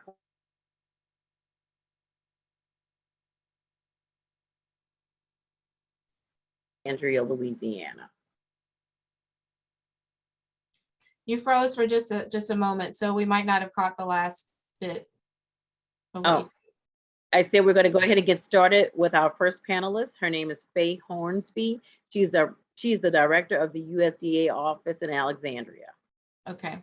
Awesome. I see where she's on. I want to make sure that she has the ability to talk. Ms. Faye, are you there you go. And then now the only other person in this panel that I don't see checked in is Ms. Cheryl with the HUD, the Director of Community Planning and Development. Is Ms. Cheryl on, or a representative? Okay, I just wanted to make you aware of that, Ms. Nicole, just in case if you call on someone, they're not here, but everybody else I see is available. So please, Ms. Hornsby, proceed. Good morning. My name is Faye Hornsby. I'm the Program Director for Rural Development.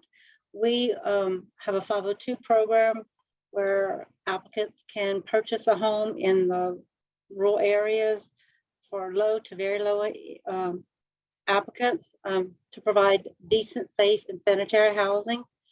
Our program is based on their income. We offer what we call payment assistance to help them with their house note. We are in the rural areas. We have an eligibility map that tells the areas that we go in. We don't do anything in the major metropolitan areas. We don't go into any areas that are over 35,000 in income. I mean in population. So our program is for the rural areas. We do also have a 504 program to do repairs to homes that people already own, to assist them with repairs. Our repair program, the loan amount is at 1%. And we also have a grant if they're 62 years of age or older, to assist them to make the house decent, safe, and sanitary. And that program, the maximum grant amount is $10,000 it has increased this year. And those are some of the highlights of our program. We have our website is www.rd.usda.gov. And we have all of our programs listed there. We also have a guarantee program for low to moderate income people. It's through the bank. It's the bank's rates and terms. We're just guaranteeing the lender for those households that are over the income limit for our direct program.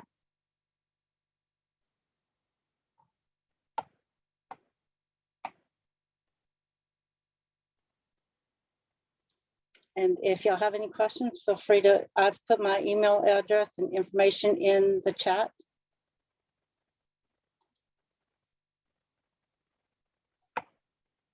Okay, Ms. Hornsby, is that, do you have any other additional comments you want to make? No, ma'am. Okay. If anybody has any questions, feel free to. Do we have any questions for Ms. Hornsby? If people have time to think about it, you can go ahead and drop it in the chat and we can circle back around. I think we're going to go ahead and keep moving because we do have a pretty big agenda, and I know that we have a lot of things to talk about, and we can circle back if anyone thinks of a question as we move on. Our next presenter is Laura Arundel. She is the Senior Underwriter for Single Family.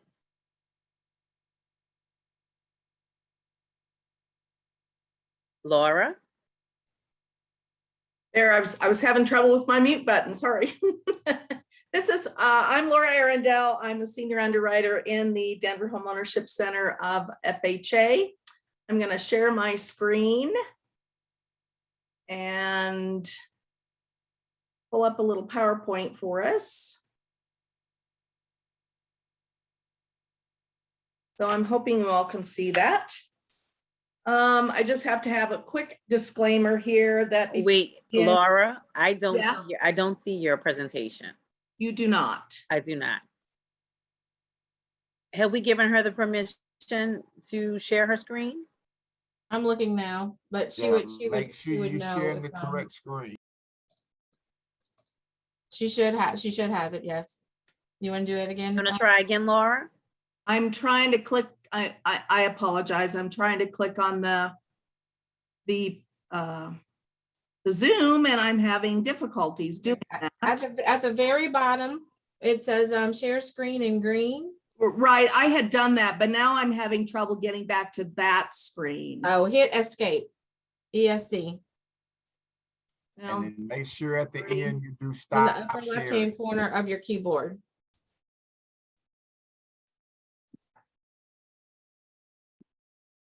yeah, I see it here on the right-hand side.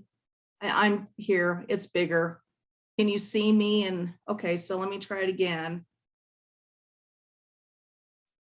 So just click the green button. Yes, ma'am.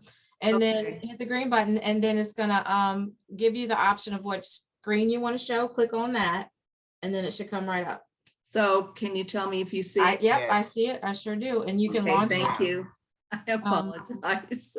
Remember at the end, you will have to do a stop share. Sorry. At the end, you'll have to do a stop share. Okay, thank you. I remember all that. I just thought I was going. So anyways, this is a disclaimer. I just have a few slides to go over. If there's any discrepancies between the slides here today and FHA policy prevails. We're just gonna go, I'm gonna quickly go about FHA background, programs and products, and then resources. So for most of you, you probably all know what FHA is. For those that don't, in 1934, Congress created FHA as a means of stabilizing the housing market. FHA became a part of the Department of Housing and Urban Development in 1965. In the 88 years since FHA was created, it has supported the American dream of home ownership to qualified first-time home buyers and underserved borrowers. FHA provides mortgage insurance on loans made by FHA-approved lenders. Mortgage insurance protects lenders against losses. If a property owner defaults on their mortgage, we'll pay a claim, and then the property comes back to HUD. We insure mortgages on single-family homes, multifamily properties, residential care facilities, and hospitals throughout the United States and its territories. And my presentation today will focus on the Office of Single Family. HUD Homeownership Centers, or HOCs, HOC as they're known, insure single-family FHA mortgages and oversee the selling of HUD homes. HOCs are organized to serve specific states, and there are 4 across the United States. They're located in Philadelphia, Atlanta, Santa Ana, and Denver. The Denver HOC serves the 17 state jurisdictions shown here in blue. That includes Louisiana. So now I'm just going to speak about our major programs. HUD single family programs include mortgage insurance on loans for purchase or refinance new or existing homes, condominiums, manufactured housing, houses needing rehabilitation, and reverse equity mortgages, for elderly homeowners. The 203B program is the basic home mortgage loan under Title II of the National Housing Act. FHA Single Family Housing Policy Handbook 4000.1 is our baseline policy for origination through post-closing and endorsement of FHA loans. FHA insured loans can either be fixed or adjustable rate loans with a maximum term of 30 years. And the minimum required investment refers to the borrower's contribution in cash or its equivalent, which would include those government down payment assistance, which represents at least 3.5% of the adjusted value of the property. The next program we offer is a 203K program. That's FHA's rehabilitation mortgage insurance program. We offer 2 programs under the 203K, the standard and the limited. The standard 203K is for major rehabilitation or repairs. The minimum cost under this program would be $5,000, and there's no maximum other than the county national loan limits. The limited 203K is for minor remodeling and non-structural repairs. There's no minimum cost of repairs, but the maximum under that loan would be $35,000.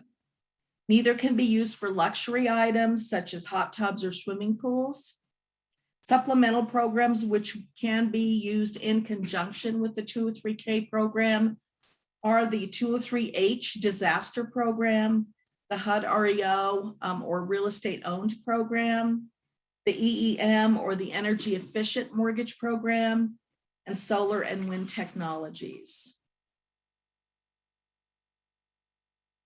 The 203H program is, as I mentioned just a minute ago, this is for disaster victims.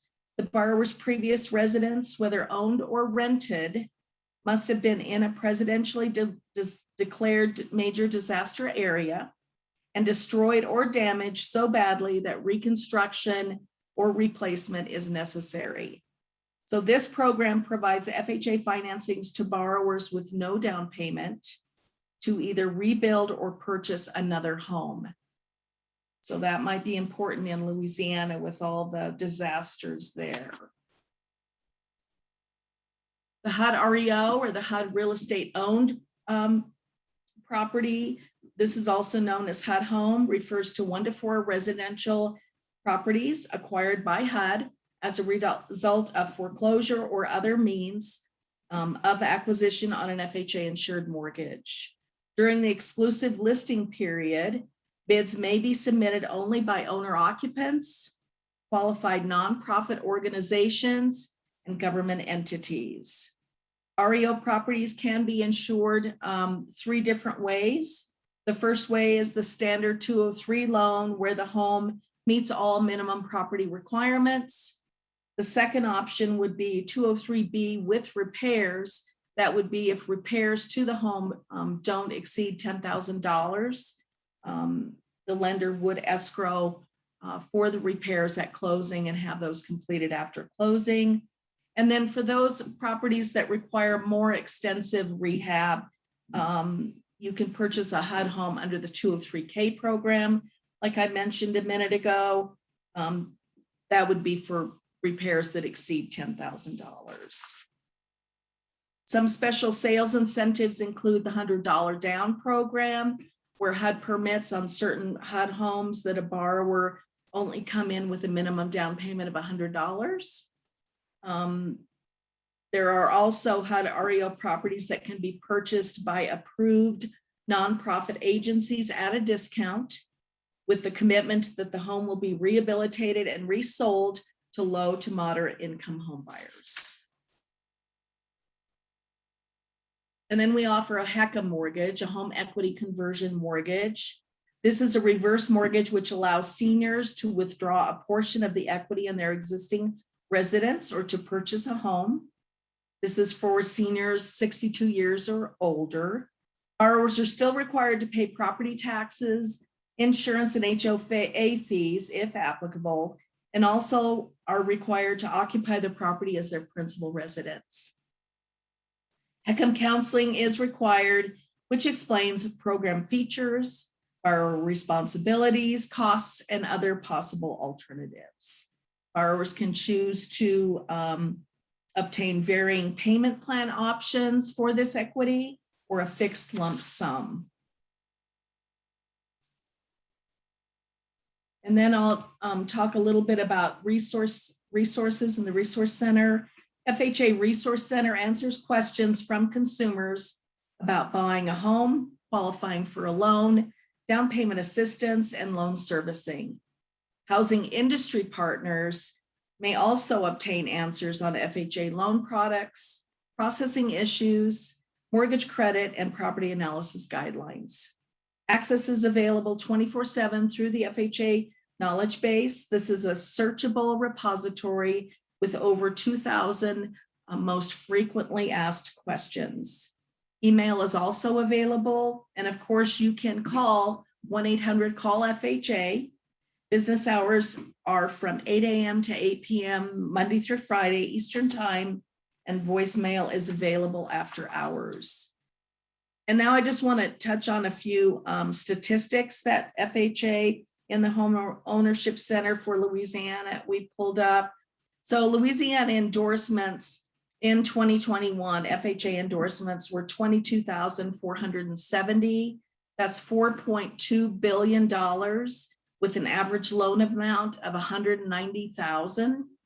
Year-to-date 2022, FHA has endorsed in Louisiana 12,500 loans for a value of $2.5 billion with an average loan amount of $202,854.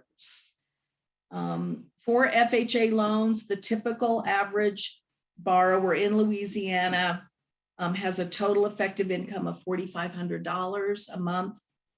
The total average monthly housing and other debt includes $1,939.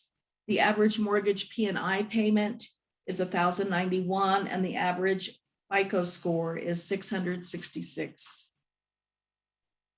Currently in Louisiana, FHA has insurance in force as of March of 2022, $125,000 or 125,000 loans. And that it compares to March of 2021 last year of about 123,000 loans. There is a default rate in Louisiana. Prior to the pandemic, March of 2020, the default rate was 5%. In March of 2021, right in the middle of it, it was at 15%. These again are FHA loans. And in March of 2022, it's down to 10%. New Orleans, we do have 18 properties, REO properties currently in New Orleans. REO acquisition count in 2020 was 17 homes, and in 2021, 1 home. And last year, there were REO closings of HUD homes that we sold. 2021 were 6 homes, and in 2022, so far, 2 homes. And that's what I have for you today. Thank you very much. Thank you, Laura. Someone asked a question of whether or not the slides or the PowerPoints would be available to the participants. Do we know? I know it would be helpful. Some of this information is really great information. Sure, absolutely. We can figure out how to get those out. Thank you. If you would stop sharing your screen, that would be awesome. We do have some narrative from Tish Allen. She said the Louisiana Housing Trust Fund can serve as a bridge loan to support disaster response, which can serve the immediate needs of qualified property owners immediately after disaster and subsequent federal declaration. Upon receipt of federal funds to support a named disaster, the Louisiana Trust Fund can be reimbursed. Just an idea, response, recovery, and rebuild are the 3 tracks we need continuous funding for. Yeah, that's exactly what I was saying to Tish, that's exactly what it could be used for. The problem is that it's not capitalized on the front end, and we need a dedicated revenue source from the state to capitalize that fund so that we can do it. I mean, it's pretty easy, and it could be replenished, once we get the federal funds, but it's not properly capitalized. Well, maybe we can use this. Maybe we could use this as the framework to get a funding source for it. So this could happen. It's something that we've been working on for a few years, at least 10. But the more voices that we get behind that push, the more hopefully effective that will be in getting people to listen to us. So we can talk about it some more, Tish, offline too as well. But yeah, that's something that we've been working on for a few years now. Okay, we're going to move on next. We do know that Ms. Cheryl Bro with HUD is not going to be able to join the call. So we're going to move to our next speaker, and it's Ms. Elvitra Gibbs, who is the HUD Director of Public and Indian Housing Policy. Good morning, everyone. Happy Homeownership Month. Amongst the plethora of HUD-funded homeownership programs that we have there under the oversight of the Office of Public and Indian Housing, we have the Housing Choice Voucher Homeownership Program. And Housing Choice Voucher, of course, is the commonly known as the Section 8 program. So within that program, the HCV Homeownership Program affords families, that is participants of the HCV program, to use their vouchers to buy a home. They're also allowed to use that for monthly assistance with any homeownership needs. So who's eligible to participate in the HCV homeownership program? That would be the HCV participants. And you, of course, have to be a part of that program in order to participate in the HCV homeownership program. So how do you participate? So you must first, of course, meet the income and employment requirements and be a first-time home buyer. There's also that which applies to the disabled and elderly, which does not have the requirement of the income or employment eligibility. However, they are to attend and complete the pre-assistance homeownership housing counseling program that's required by the PHA and meet any additional eligibility requirements that may be set by the PHA. So who administers the HCV homeownership program? That would be the public housing agencies that administer the housing choice voucher program. Within the state of Louisiana, we have 10 PHAs. They are the Housing Authority of New Orleans, East Baton Rouge Housing Authority, Shreveport Housing Authority, Lake Charles Housing Authority, Jefferson Parish Housing Authority, the Housing Authority of the City of Natchitoches, Natchitoches Parish Housing Authority, Avoyelles Parish Housing Authority, Calcasieu Parish, and Bossier Parish, Section 8. That's just to name a few that are currently participating. We are always encouraging our housing authorities to participate in the HCV homeownership program. However, it is discretionary. So if they so choose to not participate, then they don't have to. It's not a requirement by HUD that they do. However, there are other components of the various HUD programs that will also enable and assist families with participating in the homeownership program, which would be one is the family self-sufficiency program, and I'll talk about that later on. The housing authorities that are currently participating, obviously they have some other programs that are involved as far as homeownership, and that would be in the form of the family self-sufficiency or ROSS programs, which is the Resident Opportunities for Self-Sufficiency. There are related programs, other related programs that are involved in the HCV homeownership program that are also HUD programs, that being housing counseling, which is provided by HUD certified housing counselors. There are homeownership fees that are also available for those that participate in the HCV homeownership program. And currently, I believe that amount is $200 per homeownership closings. So of course that changes annually based upon HUD appropriations, but there are annual updates that are provided on the HUD.gov website that will tell you what the current amounts might be over, within a particular period of time. We also have home buying programs through the state that HUD provides those funds to the state. And of course, anyone from the state offices can speak to that, which was already discussed early on with the Louisiana Housing Corporation office. We have resources and regulatory information that's available in reference to the HCV homeownership program. Most of that regulatory information is found in Title 24 of the Code of Federal Regulations, Section 982, Subpart M. So any and all information that is regarding the homeownership program within HCV is found in that section of the Code of Federal Regulations. There's also a webinar that is online at HUD.gov, which entails all of what I have mentioned in addition to some information that I may not address here on this particular call. There's an HCV home ownership report that details all of the families that have participated in the home ownership program throughout the state of Louisiana and the country. So if you're interested in finding out that information, you can go to HUD.gov and of course you Google or put in the search engine HCV home ownership, and then there's a link towards the end of the webpage that will give you those reports.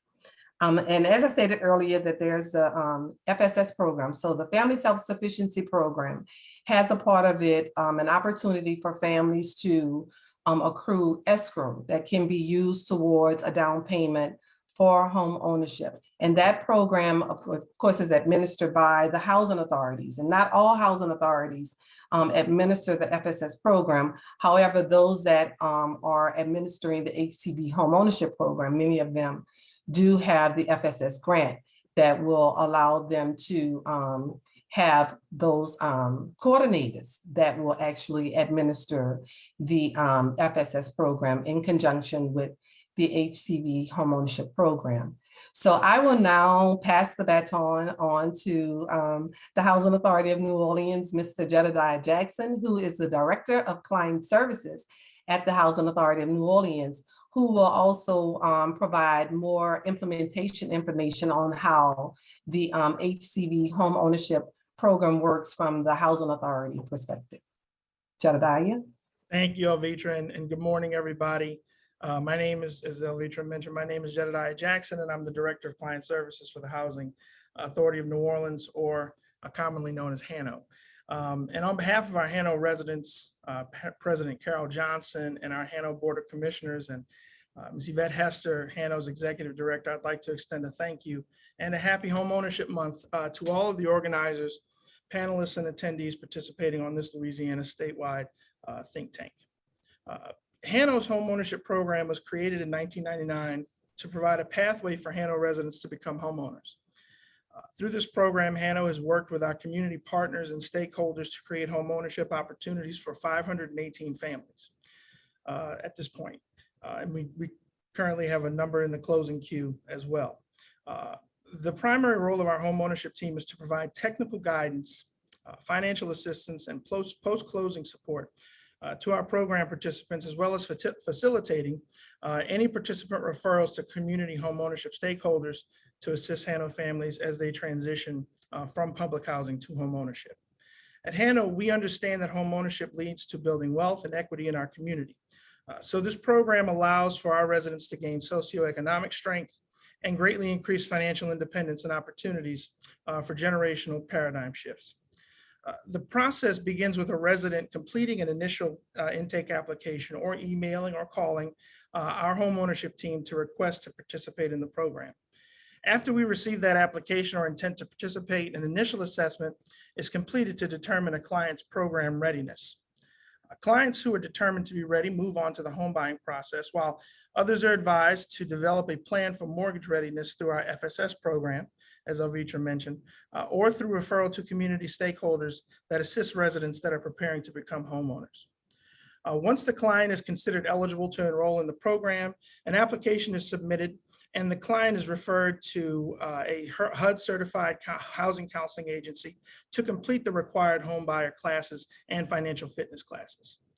Once the participant completes the process, they then work with an approved program lender to become lender ready. And to be considered lender ready, the requirements are the client must have an income, be a first-time home buyer, have a minimum 640 credit score, a minimum of $3,000 in savings, and has also completed the homebuyer training classes and financial fitness classes.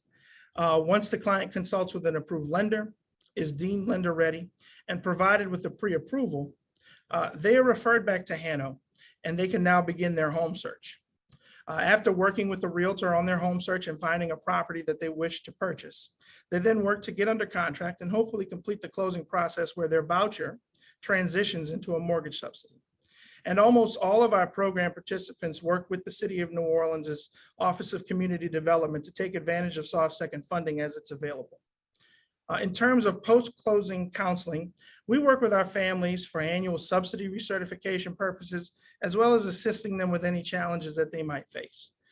For example, after Hurricane Ida, we provided and reached out to all of our program participants. We provided them with information on what they should focus on post-disaster events, such as documenting damages, reaching out to their insurance companies, and other suggested actions that they should take. So that is a quick rundown of how we've implemented our program. And we're thankful for the opportunity that this program provides to our residents in terms of self-confidence, independence, and stability. Thank you for your time this morning, and that concludes my part of the presentation.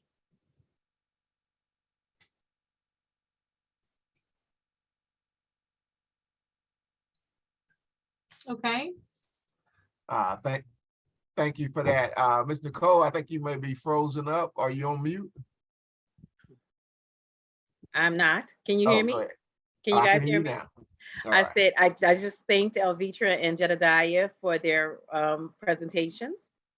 And I said, I don't know if everyone saw me completely cheesing because I used to work for HANO and I ran the homeownership program. So I always have a feeling of ownership toward that program and the difference, the transformative difference it made in the lives of residents and their children. And I always have to plug it. I always have to act like I still work for HANO, no matter who I'm talking to when I talk about the homeownership program, because frankly, it was the leading homeownership program in the entire country, not just in Louisiana. And it was a model program for the entire country. And it is one of the best things that Handle has ever done. So I just have to put that plug in every time I have an opportunity to talk about it. You guys, over 500 families. It's just incredible, and it is a testament to what can happen if you think about making policy work. So, all right, we will move on to our next presenter, Stephanie Williams, who's the Deputy Director of Outreach and Capacity Building, the Office of Housing Counseling. Hello and good morning, everyone. I'm very glad to be here, and I have to say one of the things that's been so exciting listening in on the presenters so far is housing counseling, and the Office of Housing Counseling has been mentioned several times throughout the course so far. So that makes me think that there is a pretty strong knowledge base of the housing counseling agencies that do really great work throughout the country. And it sounds like a number of you all have worked with housing counseling agencies as well. But for those who aren't as familiar, what I'd like to do is give a really, really quick introduction into what the Office of Housing Counseling is and what we do in the office. And our mission is really simple and straightforward, and it's to help families obtain, sustain, and retain their homes. And those are some really key buzzwords because we've heard about people becoming homeowners and maybe not being able to hold on to their homes for various reasons. And so housing counseling is a key part of making sure that homeowners are prepared to own in a way that they can be secure and have the tools that they need before they actually purchase. And of course, we accomplish our mission of helping families obtain, sustain, and retain their homes through a strong network of HUD-approved housing counseling agencies and counselors. This work could not be done without the agencies with whom we work. So there is a nationwide network of over 1,600 housing counseling agencies. We also have a presence in Puerto Rico, the Virgin Islands, Guam, and in the Northern Marianas. But for purposes of this call, I've also pulled up some data relating specifically to Louisiana. So there are 30 housing counseling agencies located in the state of Louisiana. It's important to flag, and I don't think that this was mentioned prior, but housing counseling agencies typically provide services to clients at no cost or low cost.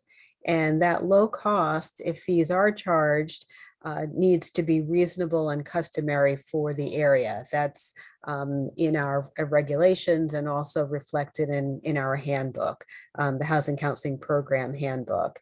And housing counseling agencies cannot charge fees for homeless assistance counseling or for mortgage default and delinquency counseling. So those are, I think, important things to keep in mind.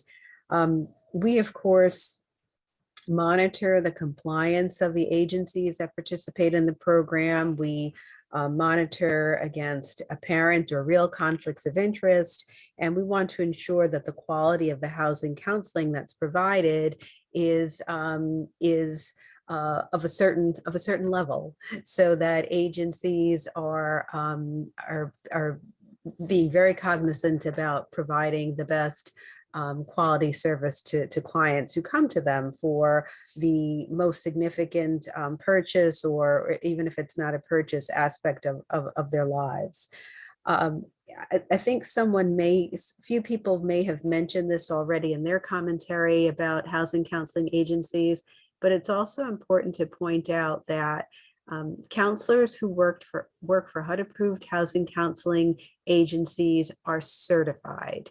They are HUD certified, meaning that they had to take a certification exam and were tested in 6 different topic areas, and so are proficient in providing housing counseling services.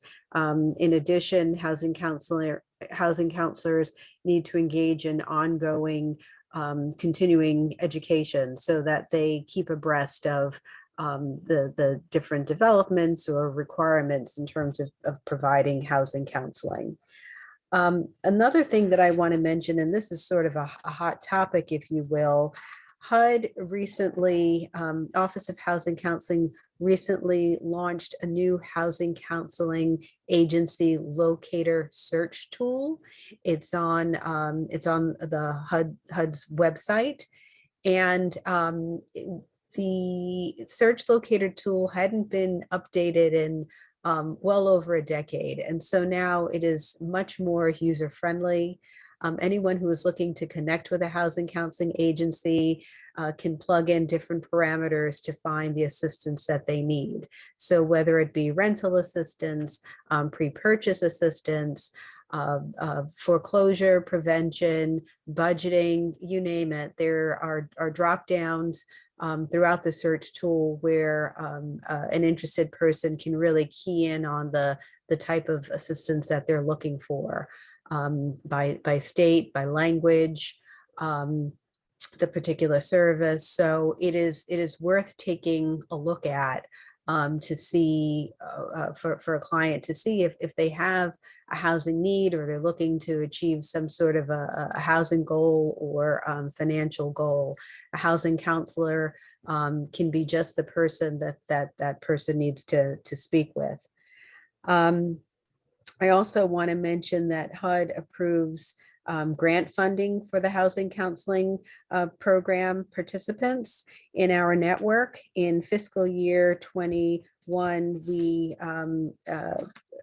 provided $51 million in funding, and specifically that's nationwide, of course, and specifically for Louisiana, the exact figure was $4,334.984, and that was awarded to the Louisiana Housing Corporation to distribute through its network of housing counseling agencies. So, you know, there are funding and resources and assistance that HUD is providing through the housing counseling program within the state of Louisiana. I also want to mention, because you know you can really tell how a program is doing if you find out about some of the data and what the impacts are of the housing counseling in the particular state. So in fiscal year 21, and I reference fiscal year 21 because it's a full data set. Right now, the end of fiscal year 22 obviously has not caught up to us, but in fiscal year 21, throughout the housing counseling network, over 1 million clients were counseled, and over 1 million households, I should say, were counseled nationwide. In the state of Louisiana, in particular, in fiscal year 21, there were 8,490 households that were counseled.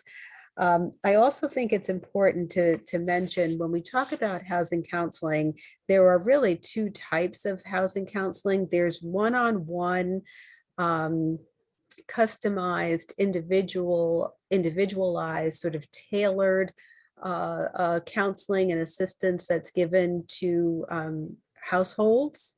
And it's when it's a process that from start to finish involves intake and creating a budget and doing a financial, creating a sustainable budget and doing a in-depth financial analysis and coming up with an action plan and follow-up. That's one-on-one counseling. And then there's group education, and that is just how it sounds. Typically a class that meets either in person or online, and education in a classroom setting is provided. So it's not the customized, tailored counseling that's involved in a one-on-one session.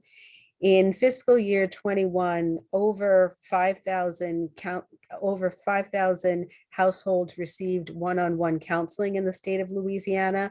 And in two areas in particular were the primary areas of one-on-one counseling. The first was in pre-purchase home buyer, and the second was for rental topics. And then with respect to group education, of the 8,490 households, a little over 2,600 households received group education. And those were in the areas of home buyer education and financial literacy. So there is good counseling work, solid counseling work that is taking place already in the state.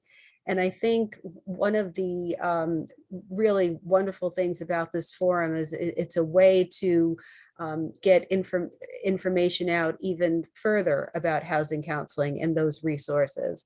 And so if this information can be passed on to potential home buyers, to people determining whether home ownership is best for them now, or if they need to continue renting, or they need to come up with a game plan, an action plan for how to meet their housing needs. Housing counseling agencies are we always refer to them as one of the best kept secrets, and it's a secret that really needs to get out more because of the value of this information. The last thing I want to mention before I close is the Office of Housing Counseling, together with some of our other HUD colleagues, along with the State of Louisiana Governor's Office of Homeland Security and Emergency Preparedness, and also FEMA, we were responsive to the impact of Hurricane Ida in Louisiana, specifically in the St. James and Houma parishes some months ago. And some of our housing counseling agencies were really some of the first responders, and were able to go on site. That was a pilot program that we had with some housing counseling agencies reporting on site to help in these two parishes, some residents in public housing and multifamily residents who were displaced, and help them to complete voucher applications to assist them with their housing needs. So those are some of the things that the housing counseling program is helpful with. It is, I think, if y'all have time at some point and go onto HUD's website, if you go onto the housing counseling page, the Office of Housing Counseling's page, there really is a lot of information. It's a very well done site. It's user friendly. You can find out more information about the data of supporting the housing counseling that's taken place in Louisiana, but also, there are different archived webinars. We had a webinar on disaster training and disaster assistance, not just for Louisiana, but just generally on how to help people be prepared as best as possible before a disaster takes place. And again, if you're looking to reach out to a housing counseling agency, looking at that search tool. So it's a bit of a speedy overview of the housing counseling program, but hopefully it whet your appetite to find out some more information by looking at the website. And again, thank you for including us in today's program. Thank you, Stephanie. I think many people don't understand how critical a role housing counseling plays in not only the pre-purchase of a home for many of our clients, but also post-purchase so that they can preserve it. I know you want to talk about it, Paula. Yeah, I do. And that's going to probably lead to the next segue to engaging financial partners, because for those lenders who are out there, we really need to get financial support and contributions to the housing counseling agencies. As you see, Louisiana get a small amount of money from Washington to do the housing counseling. So committed to it.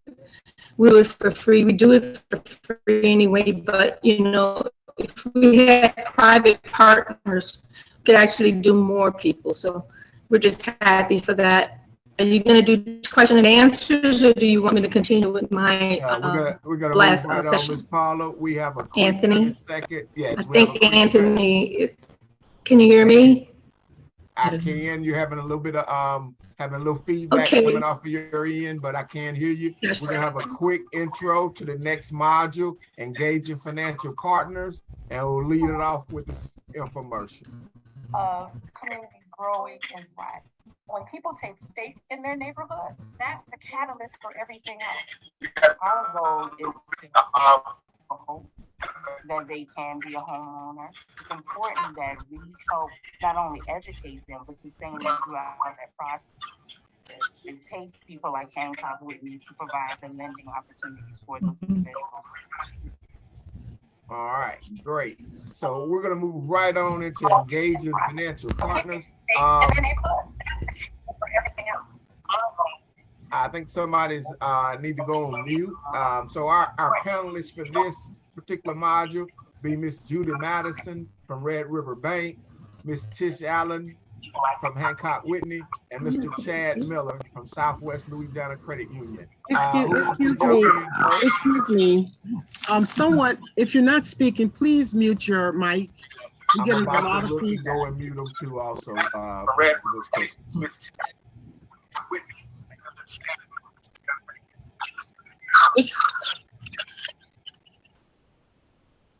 Okay, there they are. All right, so is Tish Judy, on? Tish or Chad? Who wants to jump in? Chad, you want to jump in?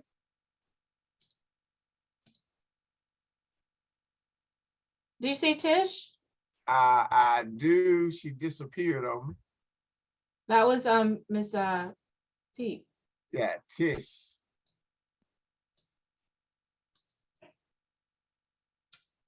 You're on mute.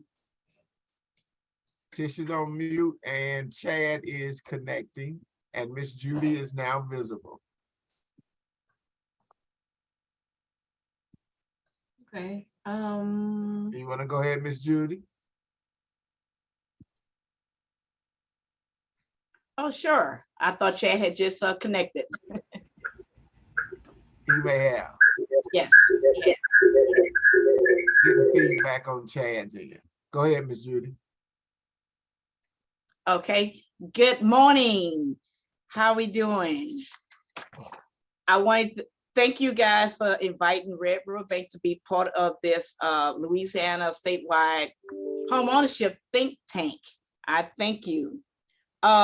Engaging financial partners is so important to the home ownership process. You know, we like helping to assist the families get into home. It's just not a job that we do. It's a passion. It's our God-given talent. Here at Red River Bank, we understand how important it is to partner with community organizations, the city and the parish to provide that gap funding for families with down payment assistance.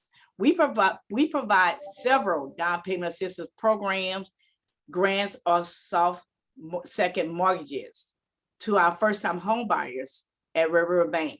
We are an approved lender with Louisiana Housing Corporation Bond Program that was stated before, with the market rate and the home program. So we're very familiar with all those programs.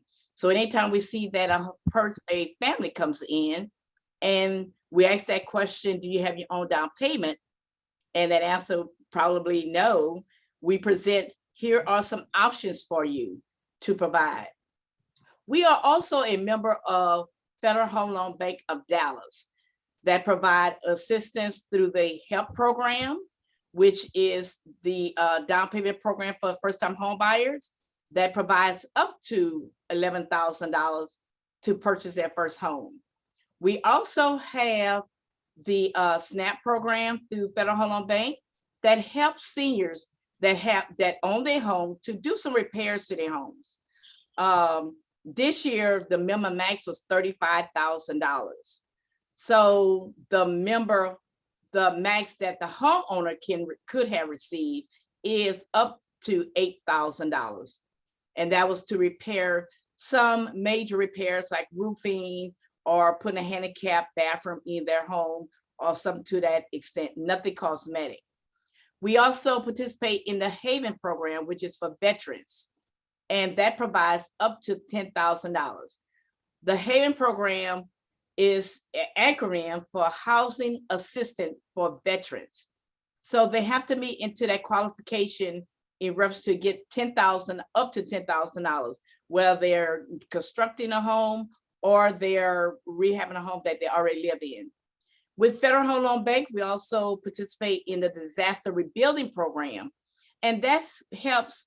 And we partner with a lot of nonprofit organizations to provide their clients with some help. They may have some insurance, or we have seen down in our Calcasieu Parish area, we work with the nonprofit organization Project Rebuild or Project Build a Future with clients that has been hit by several of those storms, and they cannot complete their home because the insurance does not cover enough, and they need that extra gapping to finish their home.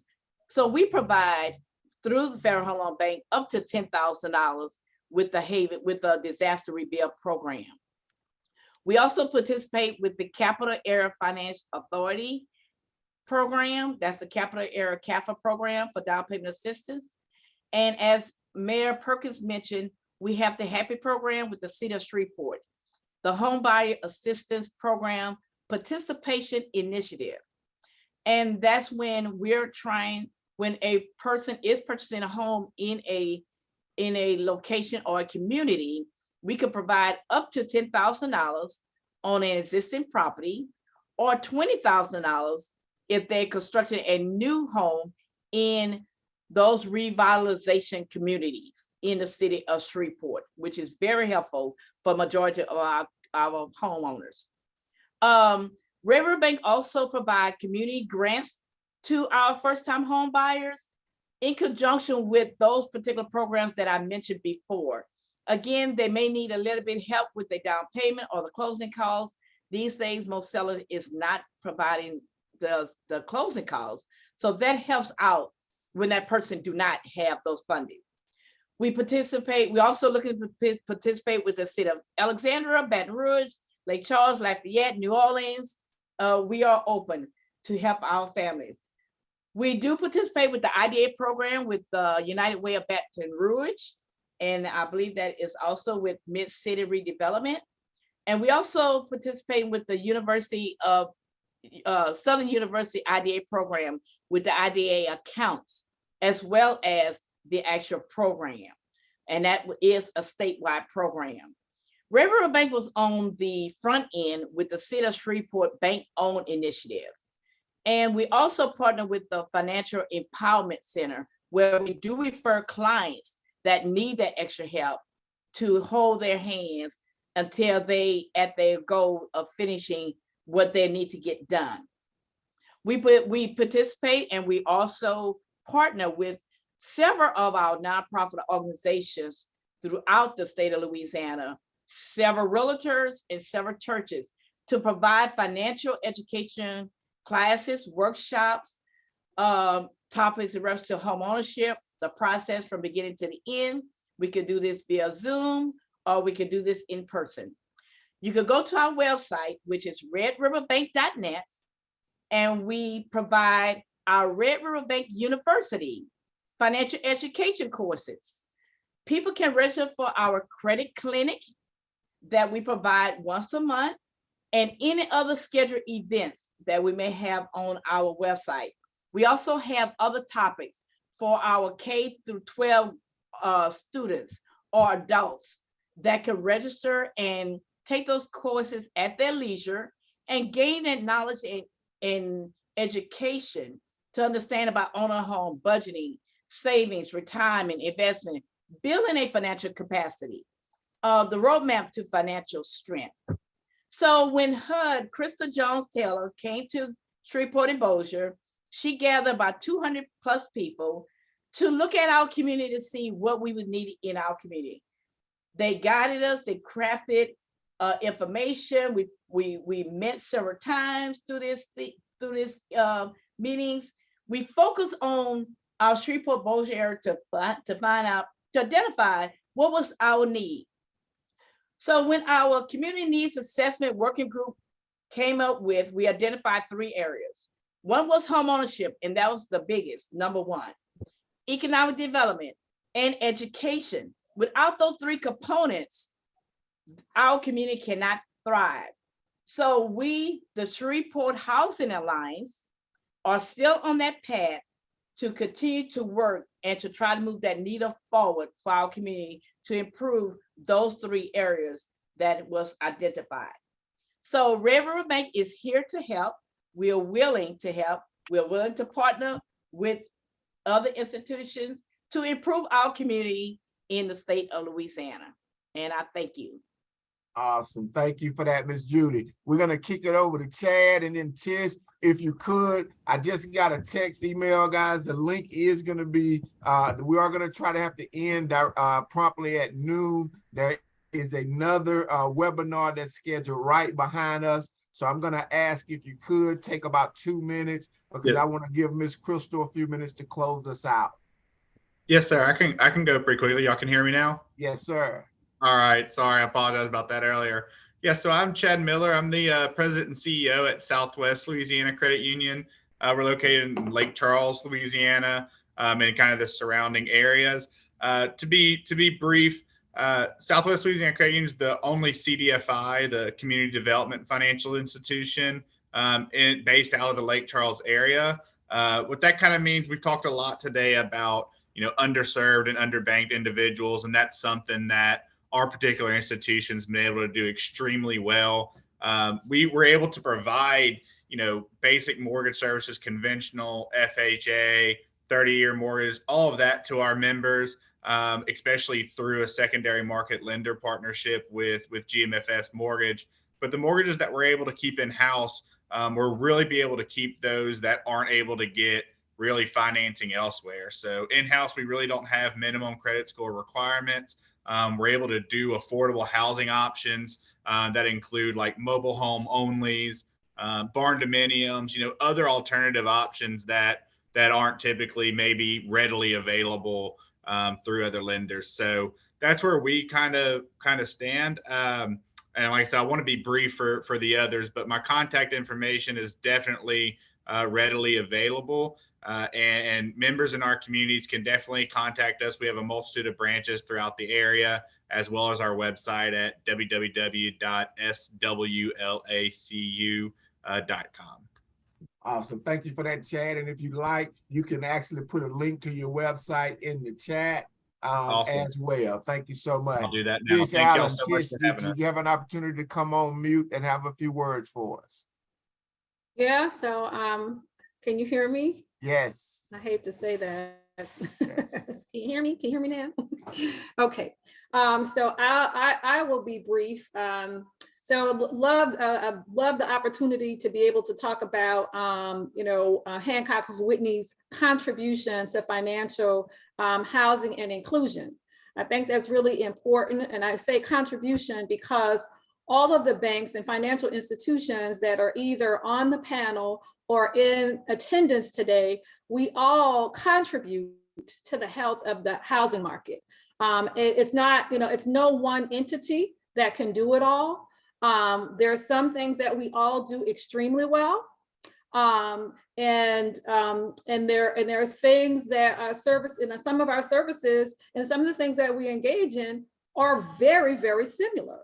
And so I look at my bankers not as competition, my colleagues, but as partners, because the issue of housing, the creation of housing, affordable housing, whether it's for home ownership or rental or just safe quality housing, is a community issue. And it's not one single entity that is responsible for conquering, right? And solving the issue. It takes all of us. So with that, I'm going to share with you our contribution to financial housing and inclusion. And in October, we launched what's called the Expanded Opportunity Loan. The Expanded Opportunity Loan was designed to target majority minority communities. I'm going to say it again. It's a mortgage product for purchase and refinance to target majority minority communities. It's a 100% financing. It's a portfolio program. It's loans that we originate and we keep in-house. There's no MI. We use conventional loan limits. So the loan amount can go up to $600,000+. There is no income limit. There is no income limit.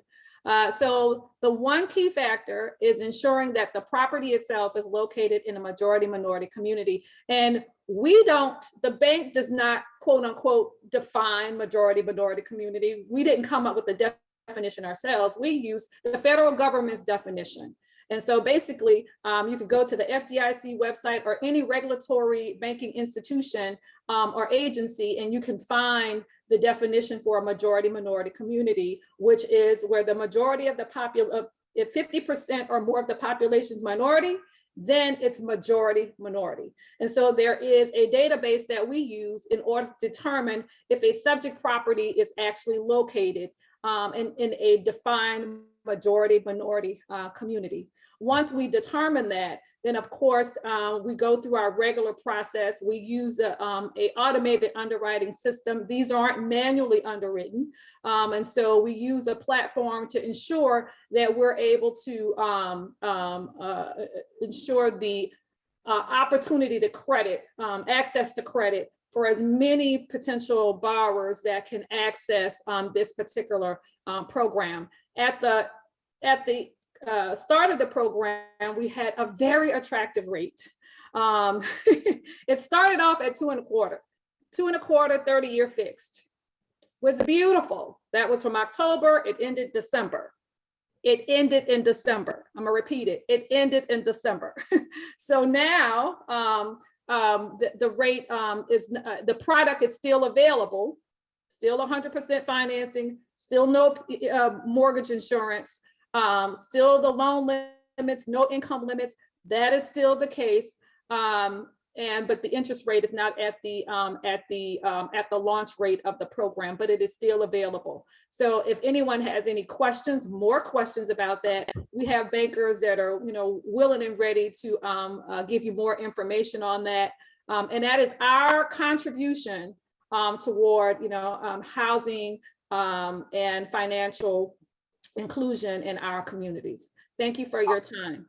Awesome. Thank you for that, Tish. And I'm going to kick it over to Ms. Crystal to give us some closing words. I do apologize, but I did just get a text that they're using the link to start a 12 o'clock webinar, housing and financial empowerment. So we're going to have to end in about 30 seconds. Go ahead, Ms. Crystal. My apologies. I would like to thank everyone for participating, all of our speakers.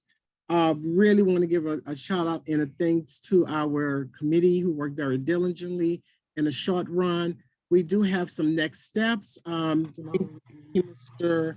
Joshua from Louisiana Housing Corporation, who have graciously accepted to utilize Louisiana Housing Corporation as the umbrella state agency to convene a deeper dive conversations and meetings, as we will be sending out all informations regarding the chat responses and also closing remarks that I would have made, but we will yield to our platform organizer in lieu of, this is Homeownership Month, and they do have another program that's coming immediately following that. So thank you guys, and look forward in hearing from you even more, and we will be sending out detailed information as follow-ups. And also note that we need each and every one of you to make this Louisiana statewide think tank a success. We in it to win it. As a former public housing resident and a homeowner who have actually built wealth through the process, I am committed to continue to work on all phases of housing.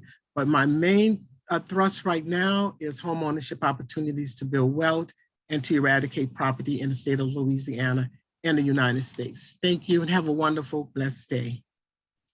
Awesome. Thank you for that, Ms. Crystal. We appreciate everyone's time and attendance today. And we're going to wrap up. Please jump on the Housing and Financial Empowerment series that's about to start right now.